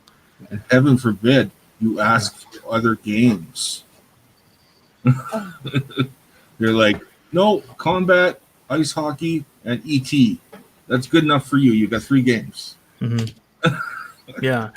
I mean, those are kind of dead for a while until Mario came out. And then... Yeah, well, the Nintendo I think was the big one. I mean, it was like you had Atari, ColecoVision, and they had a couple other ones that people could get, like Intellivision and Activision back then was also a game console. And okay, he's biting somebody. Okay, that must be for the trolls in chat. Television, far better system than the Atari or the Coleco ever was. Oh yeah. I mean, there's an ad that was on the back of all comic books one month in 1983 that I just love, and it shows you all the different versions of Frogger that were available. Frogger was being released in the home video game format, and they showed like 9 different versions of it on 9 different screens on the comic, and they had it for the Commodore 64, they had it for the Commodore VIC-20. I mean, there were so many, Atari, Atari 2600, all those game systems, and they all kind of crashed because nobody wanted to buy the next one that came out. Right. And it was kind of funny because when it came to boys' toys, the action figure became, king again in the mid '80s. Hasbro had the two most successful ones. And by 1987, with Nintendo and Sega, things started shifting back. People started going, looking at the video game consoles again, and the idea of upgrading every 2 years or whatever was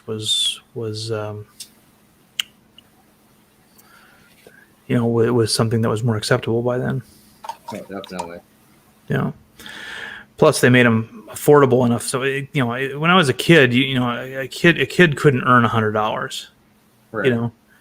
and I think also by the 90s, you had kids who had bigger allowances. My parents didn't believe in an allowance. I didn't get an allowance, but a lot of other kids did. So suddenly they were getting a lot of money that they could actually save up for and get their console. Whereas in the early 80s, I don't think you could as much. Oh, I agree.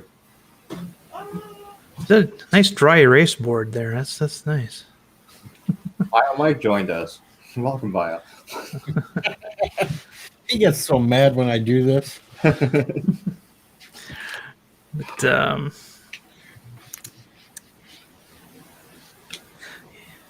Well, yeah, like you, I wasn't given a what's that called as a kid? an allowance. Allowance. Yeah, that's it. I had to. Basically made to go ahead and get a paper route. Here's how I was raised. 10 years old, and that was the year that I started mowing our lawn. We had a pretty big, lot. It was a corner lot. It was actually 2 lots combined, and I had to mow that lawn. And Dad's like, he says, "You're gonna mow the lawn, but you're gonna pay for your own gas." Good night, Jeff. And I said, "Well, how am I going to pay for my own gas?" And he goes, "By mowing other people's lawns and making enough money so you can afford to buy the gas for when you mow this lawn." That's And so I mowed like 2 or 3 people's lawns, to be able to afford enough gas to mow our lawn. And I usually ended up with $3 or something afterwards, which usually went to comic books. But that was what we did, Dad. no, it was I had to get a paper route, Yeah. and basically The majority of my money was spent on candy, and the other majority of it was actually put towards me playing hockey. Hmm. Like my parents weren't both working at the time. Yeah. Hockey was really expensive. Yeah. Oh yeah. Skates were expensive, man. I had to go out and bale hay. So you guys both yards had it lucky. Yeah. Well, we were suburban people, you know. They didn't have a lot of paper boys in my hometown because of curfew. So they had, the local paper out of La Crosse, Wisconsin, had to hire adult drivers to deliver papers. And once West Salem eased the ordinance and allowed for, permits for kids to be out, because you couldn't be on your bike and be outside after dark for several years during the 80s. Deliver papers out here, it was after school. Mm-hmm. Yeah. We the La Crosse Tribune, the paper that we got, was an afternoon paper when we first got there, and they were usually delivered, so that when I got home from school, they were already there. It was already there at on the porch, and so obviously because kids are in school during the time those papers were delivered, kids wouldn't do it. And then when they shifted the circulation, shifted it to a morning paper, that meant that whoever was delivering the papers had to get up at the butt crack of dawn or earlier and have them all delivered in the dark, especially in the wintertime. And the village ordinance had to change in order to accommodate kids, because the paper was kind of losing its ass having to hire adults in cars to deliver papers. Well, for the longest time, that's how our city did it. Both the major papers changed from afternoon delivery to morning. Meanwhile, we still had kids doing it. Yep. I delivered papers all the way from like 11 till maybe age 20. Yeah. Because they changed it as I was growing up. And it got to the point at like 18, 19, they would drop, you'd have to go pick up the papers from the depot by vehicle, and they'd need to be delivered by 6 a.m. Right. And that's how it is here. I used to run the distribution center for the lower half of the metropolitan area here, and our depot opened up at midnight, and we were supposed to get our newspapers by 1 a.m. because everything was supposed to be done by 6:30 in the morning. But yeah, things were just so shitty that there were days we weren't getting our papers until 3 in the damn morning, and so carriers would just go nuts because they wouldn't have the time, because if they're over deadline and customers start complaining, the newspaper finds me, and I can't absorb all those costs, so I have to pass that on to the carrier, and it's just a mess. Well, there would be parts where the presses would break down, and you're waiting there like 5, 6 in the morning still for the papers. And there were truck driver disputes because they were all union guys. Good night, Jeff. Get some sleep. Hey, Jeff. What I liked from like 18 to 20 is I managed to score all the apartment buildings in our area of town. So all I had to do was apartment blocks. Right. And that was like a good 3 hours, but it was great in wintertime. And they took good fuel.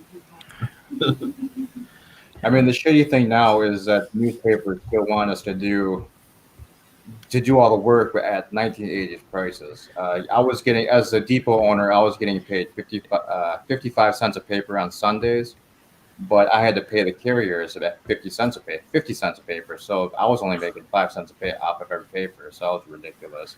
And during the weekday was worse. The newspaper would only pay my company 26 cents a paper to deliver, and I had to pay the carriers at least between 20 cents to 22 cents a paper. So it was there was zero profit margin in that business towards the end. I mean, when I first got it, it was a huge money maker, but it was ridiculous. One summer, I made a whole bunch of money because there was a local golf course, Maple Grove. It was just outside of town, and they put a little ad in the papers because they were having a striped gopher problem, and they were gonna pay people like $3 for every dead gopher that you pulled out of the golf course. Well, my dad just happened to have 4 of these little steel traps, like bear traps, only they were real small. You know, for trapping like squirrels and things like that. And so what he told me is, you know, they were all rusty, but he got, you know, we scrubbed them, cleaned them up, got the rust off, so they would work fairly well. And he said, here's what you do. You see a striped gopher, you chase it down a hole, and then you set this trap upside down over the hole. So then you wait. You get out of sight and you wait. And what happens is the gopher pops his head out of the hole, its head hits the button and right around the neck. And usually it broke the neck right away. And you know, so I mean, at $3 a gopher, I was bagging about $18 a day. And so yeah, and then they actually they let me kill gophers there for like 2 or 3 days, and then they said, okay, we can't really, you're killing too many of them. And so they told me we're done doing business. I'm like, okay, but I made quite a bit of money for 1982. I mean, just 2 years ago, when the last year I ran the business was, I mean, you could still make pretty good money delivering papers. I had one guy that I did 1099 for $63,000. And I had 2 other carriers that both crossed the $40,000 line, and that's basically all they did was deliver newspapers, and it was literally a 6-hour a day job. Did they have to collect? I'm sorry? Did they have to collect for the paper as well? Yeah, for a while they for the first 5 years we did invoicing for the paper, but then they wouldn't have to collect. They would just have to they would just have to deliver the invoices. But after that wasn't working out because half the carriers weren't delivering the invoices; they were just throwing them away. So eventually, the newspaper just started billing directly. Yeah, I used to hate having to collect from people. You have to keep going back and whatever, and then don't have change, and like, you know what? Stick it up, guys. It was I picked up the business the year right after they switched from everybody being employees to going to the agency business model. So my company was the agency for them, and then so yeah, they stopped all that billing shit at that time. But like I said, they were having us be mail carriers for a little while. Hey, I got some breaking news, folks. I've got a picture of Darren Wagner back at the days when he was killing gophers. Bill Murray. Yep. How did I guess? I'm all right. Don't anybody worry about me. Just right about the time before he grabbed it by the neck and went, snap! Yes, epic beard in the winter, it is terrible. And yeah, winter is up here also is pretty bad. The paper route. That's another reason why adults did the paper route, because adults drove cars, and you don't really ride your bike in 30 below wind chill. oh, right. Weather. I mean, you just couldn't have kids doing it anymore because the routes are so spread out that you can't do it on a bike. I mean, it's literally like one or two houses on every block, so your route is literally like 5 miles square. Yeah, That was great for me too, because I was always a night person, still am. And it's like you show up at like 1 or 2 to pick up the papers, and you're just getting up. Yeah. Yeah, it was great for the first 8 years. I did it in the last 2. I mean, we just could not get carriers anymore because we couldn't really pay. And so I was at the very end, I was short carriers to take care of over 2,000 newspapers. So I was literally stuck with that every single goddamn day. So, DJ, are you the father of Ciso Prey's baby? Nope. I've never seen Ciso Prey. Is she decent looking? She's an attractive girl, Okay. but I am not the father. She went to the bank. Oh, it's one of those situations. She got a cold pop. Yep. Okay. Cold pop. God. That's strange. Yeah. Okay, well, I guess I'm going to drop that.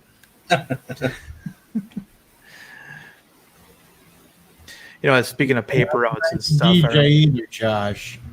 the Bank of DJ. You ever see the movie Creep Show 2? Yep. Love the opening of that movie where the little boy is on the bike and he's waiting. He's waiting at the newsstand, and the ghoul arrives in the truck, and he's got his his voice,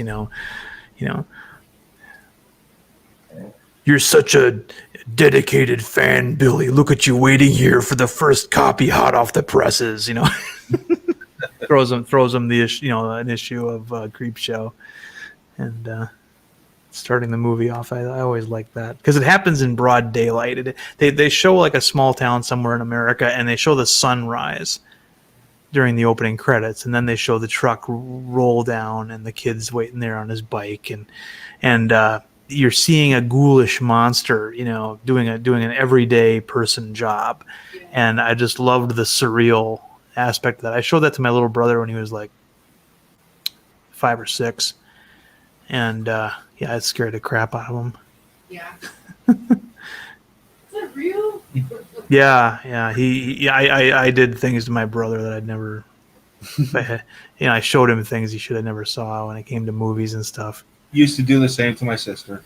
Oh, I used to rent Freddy Krueger movies and bring them over. I thought, well, they're not scary when you watch them in the daytime in your living room.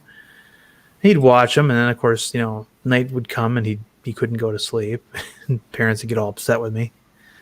Oh, hell, we used to have an uncle that would come visit us every second Friday with pizza and 2 or 3 horror movies. I was like 11 at the time, and my sister had to have been 7. So, Yeah, give me the damn pizza. there he is. Yep, that's the one. He's like, and he throws him or he tosses him the issue or whatever, and then he like does this like magic spell that turns it into a cartoon, and but that freaked my brother out because the little boy doesn't notice. He acts like this guy is a normal dude, and the audience knows, okay, this obviously is not some kind of normal person here. This is some kind of ghoulish character, and my brother, I tortured that little shit.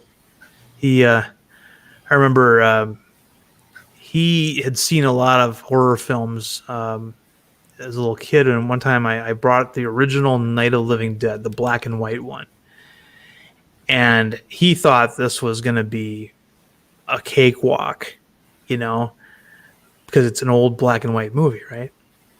He could not get past that first zombie attack in the graveyard because of the way it was filmed. You could see that zombie coming from a mile away, and every time they would cut to a different angle, you could see that zombie was getting closer until it was right on them, right? I just noticed, Jay. Yeah, and he thought that that disturbed him. And it wasn't a special effect situation. It was simply the way that scene was filmed. And that makes the difference, They're coming to get you, Barbara. Yeah. And then I guess the zombie is just, it's a guy in very limited zombie makeup. It's just the fact that the audience could see him coming and the characters couldn't. I think that's called suspense. Yep. That's what Alfred Hitchcock was really great at. It was the one movie when I was growing up with my sister. Yep, that's it. It was Evil Dead 2. Mm-hmm. And I showed her Evil Dead, and then we watched Evil Dead 2. Yeah. And I managed to score the theatrical poster for Evil Dead 2. Oh yeah. Which is basically a human skull with an eye in it. So it looks like a skull, a skinless dead person. Yeah. And I hung that on my bedroom door for like the longest time, and she was creeped out every time going by it. Yeah.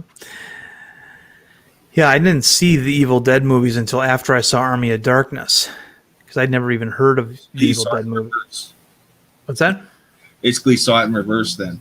Yeah, I saw them in reverse. I saw Army of Darkness and thought it was hilarious, and I loved it. I loved the retro look of the film. So then I went out and rented Evil Dead 1 and 2, and I'm watching the first one. I'm like, okay, this is pretty serious stuff. I get it, but it just ends with you not really knowing what's happened, and then you see the second one, and I'm like, I can't tell if this is a remake or if it's a sequel, because it seems to have like this extended recap of what happened in the first movie, but things are different. There's fewer friends at the cabin. Bridget Fonda's in it. Yeah. And I thought, well, okay, there's that one scene where the it that's in the spirit or whatever that's in the forests, which is basically just the camera, basically comes at Ash really fast and zooms in on his mouth as he's screaming, and that's the end of the first movie.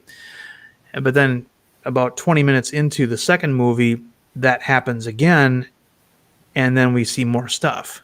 The rest of the movie happens. So I thought maybe this is a sequel that has an extended, rebooted recap. It's almost like it's not a perfect sequel. Even though it's made by the same guy. I did like how they did that though. Oh yeah. That was like my two favorite horror movies. Yeah.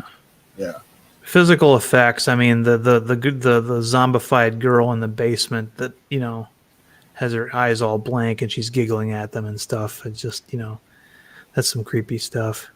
And Necronomicon, the book that it actually looks like it's bound in human flesh. Yeah. Yuck. They probably use pig skin, but yeah. But I just in Army of Darkness, I loved it where he's got the 3 books that he's supposed to try to figure out which one it is, and and it's one of his, he gets his face stretched out, and he's got to like do the cartoon thing where he shakes his face back and forth, and he gets it part way, and it just it was just some funny stuff. Well, he's trying to say the words and he just messes it right up. Yeah. Klaatu Verata,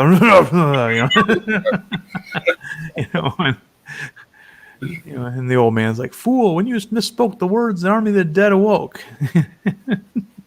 He's just, yeah. And he turns his car into a war machine.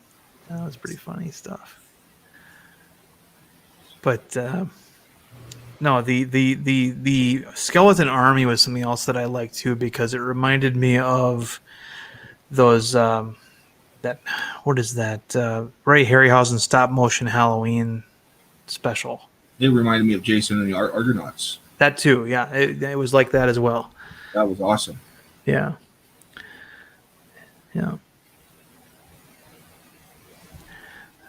The scene in the Dutch windmill I also liked too, where you had the little evil ashes that and then he's got one that jumped down his throat, and so he grabs the boiling hot water and pours it down his throat to hurt the little guy.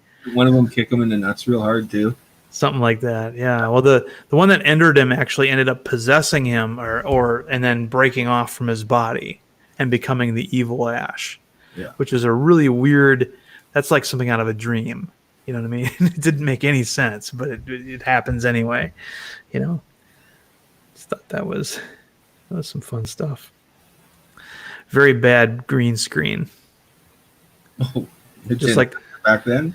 Oh, just like, well, it was passable back then, but green screen is one of those effects that doesn't age well. Yeah. Because the two elements age and have different contrast levels. Their contrast levels change over time, and so it's not enough to if you were trying to restore a film digitally, it's not enough to just go back and scan the negative.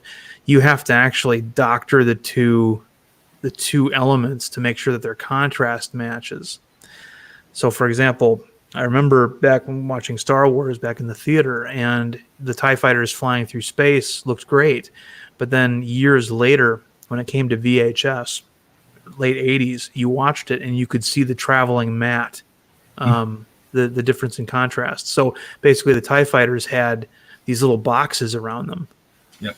And we couldn't see those little boxes in the original theatrical release. And I'm like, yeah, they should have digitally touched that up and fixed the contrast. It's one of the things that they did that I was always very impressed with, that they did in the Star Trek remasters, the original series digital remaster, where they brought everything to HD.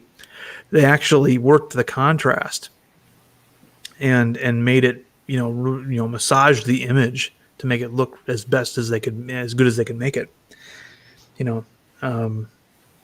Because they knew that if they just left it, there'd be all kinds of little tracking errors and traveling matte errors in the effects.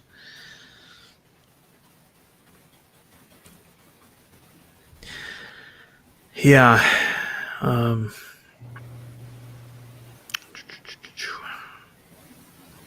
of my favorite things also in Army of Darkness is right in the beginning when they show Ash going into the time tunnel, and he's clearly wearing a harness. And they're filming him through trees, so that was, the director was obviously hoping that the trees would hide the fact that he's being suspended on a harness, on a wire. But you can tell. Trying to find out if Alien and Aliens has been digitally remastered yet. Well, I have a Blu-ray of Aliens that looks pretty darn good. There's only one special effects shot in that movie that it looks dated, and that's the blue screen effect of the ship, the drop ship coming through the clouds. Everything else was physical effects and such, and just looks marvelous. I mean, I in my old church we used to have movie night, and it'd be a bunch of 20-somethings that we meet at a house, and I'd show them an old movie, right? And I showed them Aliens, and they were so impressed with that because it didn't look like CGI, because that alien queen was right there on the set with the actors, sharing the same light with them and everything. And they were just, they were totally mesmerized by that effect, because they're used to, 20-somethings are used to CG. Everything is CG now, or most of the things that they see in movies are CG. And Epic this Spirit is now serving his pulled pork. Fucking right, I'm hungry. I haven't eaten yet. but And then we have Yawning. sorry, that was just me. But there's something to be said for the physical effects, and like for example, one of the effects that Cameron loved to use was rear projection screens. So there's a scene where the second drop ship comes to pick up the Marines off the planet, and it crashes, right? Okay. And they have like Hicks and everybody running to get out of the way of the wreckage as it's flying towards them. Mhm. Well, the shot of the wreckage was all on a projection screen behind them, and so they seem to narrowly miss them, and that still looks wonderful because it's not a green screen or blue screen effect. It's all the same light. And yeah, so I mean, Cameron really, I think, knew what he was doing. He in the special edition, the director's cut of that movie, which is about 18 minutes longer, they had Show the kids, right? yeah, it showed the family, Newt's family, finding the U-shaped ship that had and coming in, and the mom dragging the dad back with a face hugger on his face.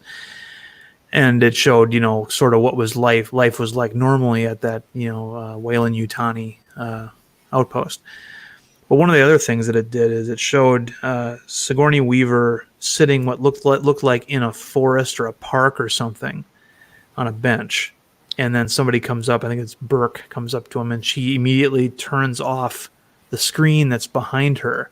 And so it was a rear projection of a forest, and it looked like she was in a forest until she did that. And so Cameron kind of gave away one of his big effects secrets right away in the film, and I think that might be one of the reasons why he originally cut it from the theatrical cut. And Burke, the character, shows, we find out that Ripley had a daughter that we didn't know about from the first movie, and she was wanting to know what happened to her daughter, and she's been in space for 57 years in suspended animation, and she finds out that her daughter had died like the year before, and shows a picture of her, and the picture is actually of Sigourney Weaver's mother. So it's a decent effect because you can see the family resemblance between the two. And so yeah, I recommend getting the Blu-ray with the special edition version. The theatrical edition is good too, but the special edition it's interesting for the stuff, the colony stuff. Yeah, I'm pretty sure I've got that version because I've seen it with the extended time. Yeah. The one thing I didn't like about the extended was that they telegraphed the existence of the Queen a little bit too hard earlier in the film. Like, you know, they in the theatrical cut, the only inkling we get that there's a Queen is a conversation between Ripley and what was the name of the bishop, the android. Yeah. And they're trying to figure out the life cycle, and he's like, okay, you know, each of these things comes from an egg. You know, what's laying the eggs, and you know, and Bishop says it's something we haven't seen yet. Whereas in the special edition, Hicks, I believe it. No, it wasn't. It was Hudson. Adds that, yeah, kind of like an ant colony with a queen that lays the eggs, and they cut that part out for theatrical, and I'm glad they did because I think that was enough. That was enough, you know, foreshadowing. With just the, you know, it's something we haven't seen yet, and then eventually when you do see the Queen, it's great because you figure it out what it is, you know, by looking at it and what it's doing. Just real quick, I'm gonna jump out, guys. So, DJ, thanks for having me on, man. And All righty. You have a good night. thanks. Hey, Jim. To bed. Later. But yeah, Cameron's other the director's edition of Terminator 2 is also a pretty good one too, because it explains a lot of the things that I was scratching my head about with the theatrical cut of that movie. Most notably, what the T-1000 was doing in that steel mill when it was ripples of color were going through its body. You know, in the extended cut, you find out that the T-1000, when it got frozen, shattered, and then remelted by the, you know, in the beginning, in the beginning of the steel plant, that actually messed it up. That it was malfunctioning, and so it couldn't maintain a disguise very well. So when in the scene where you've got the two Linda Hamiltons there, and John, you know, has to figure out which one is his mom in the theatrical cut, he just knows. But in the extended cut, he looks down, and one of the Sarah Connors her feet are oozing through the grating on the floor, so he knows that that's not the right one. And Cameron cut that out because he didn't want the T-1000 to seem. He wanted the T-1000 to seem unbeatable until the very end. Yeah, didn't want it to seem flawed. Yeah, he didn't want, you know, and he says, at first I wanted there to be some hint that they could affect it in some way, maybe not damage it or destroy it, but just affect it. And then later, when he saw the cut, he was like, yeah, I'm going to cut that out. Problem was, there were a couple of shots where there was what's his face, Robert Patrick had like a ripple of chrome that would go over his body. Yeah, and people are wondering, well, what's he doing there? Is that just a flourish? Is that what was that effect for? And some people were surmising, well, he's probably adjusting to the temperature in the room, because I mean, they were in a steel mill. You walk up close to that steel, it's very hot, and people were making up all kinds of reasons for why that was there. The reason why it was there was because the whole subplot that, you know, was cut out, but that shot wasn't changed. So, yeah. One of my favorite shots was when Robert Patrick was in the prison and he went through the bars.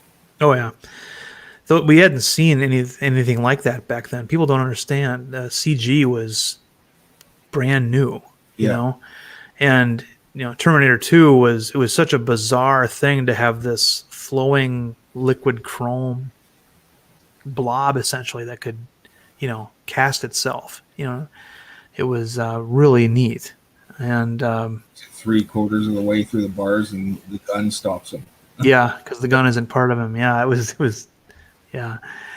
And you know, they would, you know, the closest thing we had to that effect, you would have, you know, 2 years before, you would have used something like a stop motion claymation kind of thing that everyone would know, you know, what it is. Probably really look You know, good. yeah. Now, the water tendril in the Abyss was the closest thing we had to the T-1000, and that was a neat effect.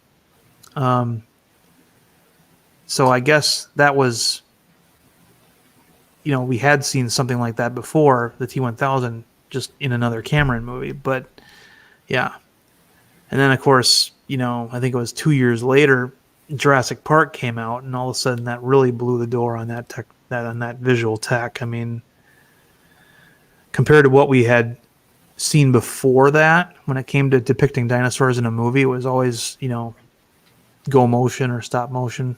Yeah. And here you had movement that was so fluid that, you know, it just blew people away. It looks like they're just real. Oh yeah, yeah.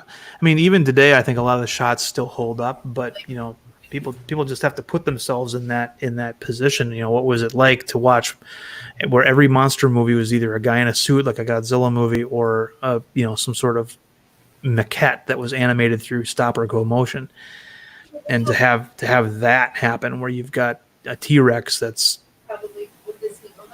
you know, believably interacting with you know, things, and you know, just, yeah, it's amazing. Best, I think, from the Jurassic Park were the Velociraptors. Oh yeah, nobody knew what a raptor was before Jurassic Park, the movie, came out, and within 2 years after that movie came out, raptors were everywhere. They were in all of our video games. Yep. They were in video games that they had no business being in, like Teenage Mutant Ninja Turtles had to fight raptors, and because it was a brand new monster and it was public domain. You know, anybody could put a raptor in their story now. You know, and it's hard to imagine now because they're in everything. They're in World of Warcraft. They're in, you know. There's World of Warcraft. Yeah, there is. They're not called Oh yeah, you get riding mounts in World of Warcraft that are little raptors. Yeah. So we've got kind of the raptor things. Yeah, the trolls ride raptors, but then there's also just raptors out there in the world that'll attack you. And yeah, it's and I remember when I read the book in prep for the movie, I don't think they had, I can't remember if they had raptors in the movie. I know that the most dangerous ones were the ones that were, you know, that came up to your waist, basically, because they could actually get into your house and get at you. You know, the T-Rex, you could usually hear them coming and such. But, Feel them coming. yeah. Oh yeah, everything was great about that. The ripples of water in the glass, you know, and the sound that the T-Rex made when it roared, you know, being a combination of several real animals, you know, it's neat. Reminded me of a freight train. Yeah, the Utah raptors were discovered shortly after the movie came out, so it was kind of weird. The velociraptors supposedly aren't that big, like Thomas Potts says, but yeah, it was, you know, they had to make them threatening. I didn't have a problem with modifying the size of the animal. I mean, personally, I don't think dinosaurs are actually what we think they are. You know, I mean, you look at how T-Rexes are depicted now; they look like giant turkey vultures, you know, with feathers and everything. But I just think I come up with an evil idea I might try. I'm gonna print off a few sheets of paper that look like a whole bunch of toilet paper rolls standing up, and then tape them to my window so when people drive by, they think I'm hoarding shit tons of toilet paper. I saw that on TikTok. Yep. I think I might try that. Do it to every window. It's the toilet paper house. the only shitty thing about CGI in the early 90s after Jurassic Park was that it became an overused tool in every fantasy movie after that. And you had varying degrees of quality when it came to the CGI. Yeah. You know, and even the best CGI sometimes gets dated. I mean, I remember thinking the CGI in Lord of the Rings was outstanding. And I look at it now, and with the exception of Gollum, I think, you know, you can, you know, it's aging, you know, in a way that, you know, it's the way people use it so much, not so much the detail of the model. But case in point, there was a werewolf movie that in the 90s that I actually thought was pretty good. It came out in 96. It was called Bad Moon with Muriel Hemingway. And the werewolf in it was a howling style werewolf. It was a bipedal werewolf that basically had the head of a wolf and was massive, you know. And but the werewolf itself was a guy in a animatronic suit. So it was a guy in a suit, but then the head was, you know, had a puppeteer that would work the, you know, or several puppeteers that would work the ears and the eyes and the mouth and stuff. So it had the physicality of something really in the room, but for the transformation scene, they relied on CGI for the last part of it, and it looks like total dog shit. Otherwise, great movie, really good movie, but you know, but that last, they used just a regular old morph. Yeah. And you know, and it wasn't even a very good morph. You know, thankfully it was only like, you know, a 2-second effect, but still, it just like, you know, it doesn't really work. Yeah. Okay, well, I've got to take off because I'm hungry. All right, JP's. Go eat. Yeah. I might call it an end. It's midnight here already, and Okay. we've had like 3 hours and 36 minutes worth of a stream, and I'm starting to get tired myself finally. Later, guys. Later. Thanks for coming, everyone. Yep. Have a great evening. Stay safe, and I don't know. Do what you like for the rest of the night. Good night.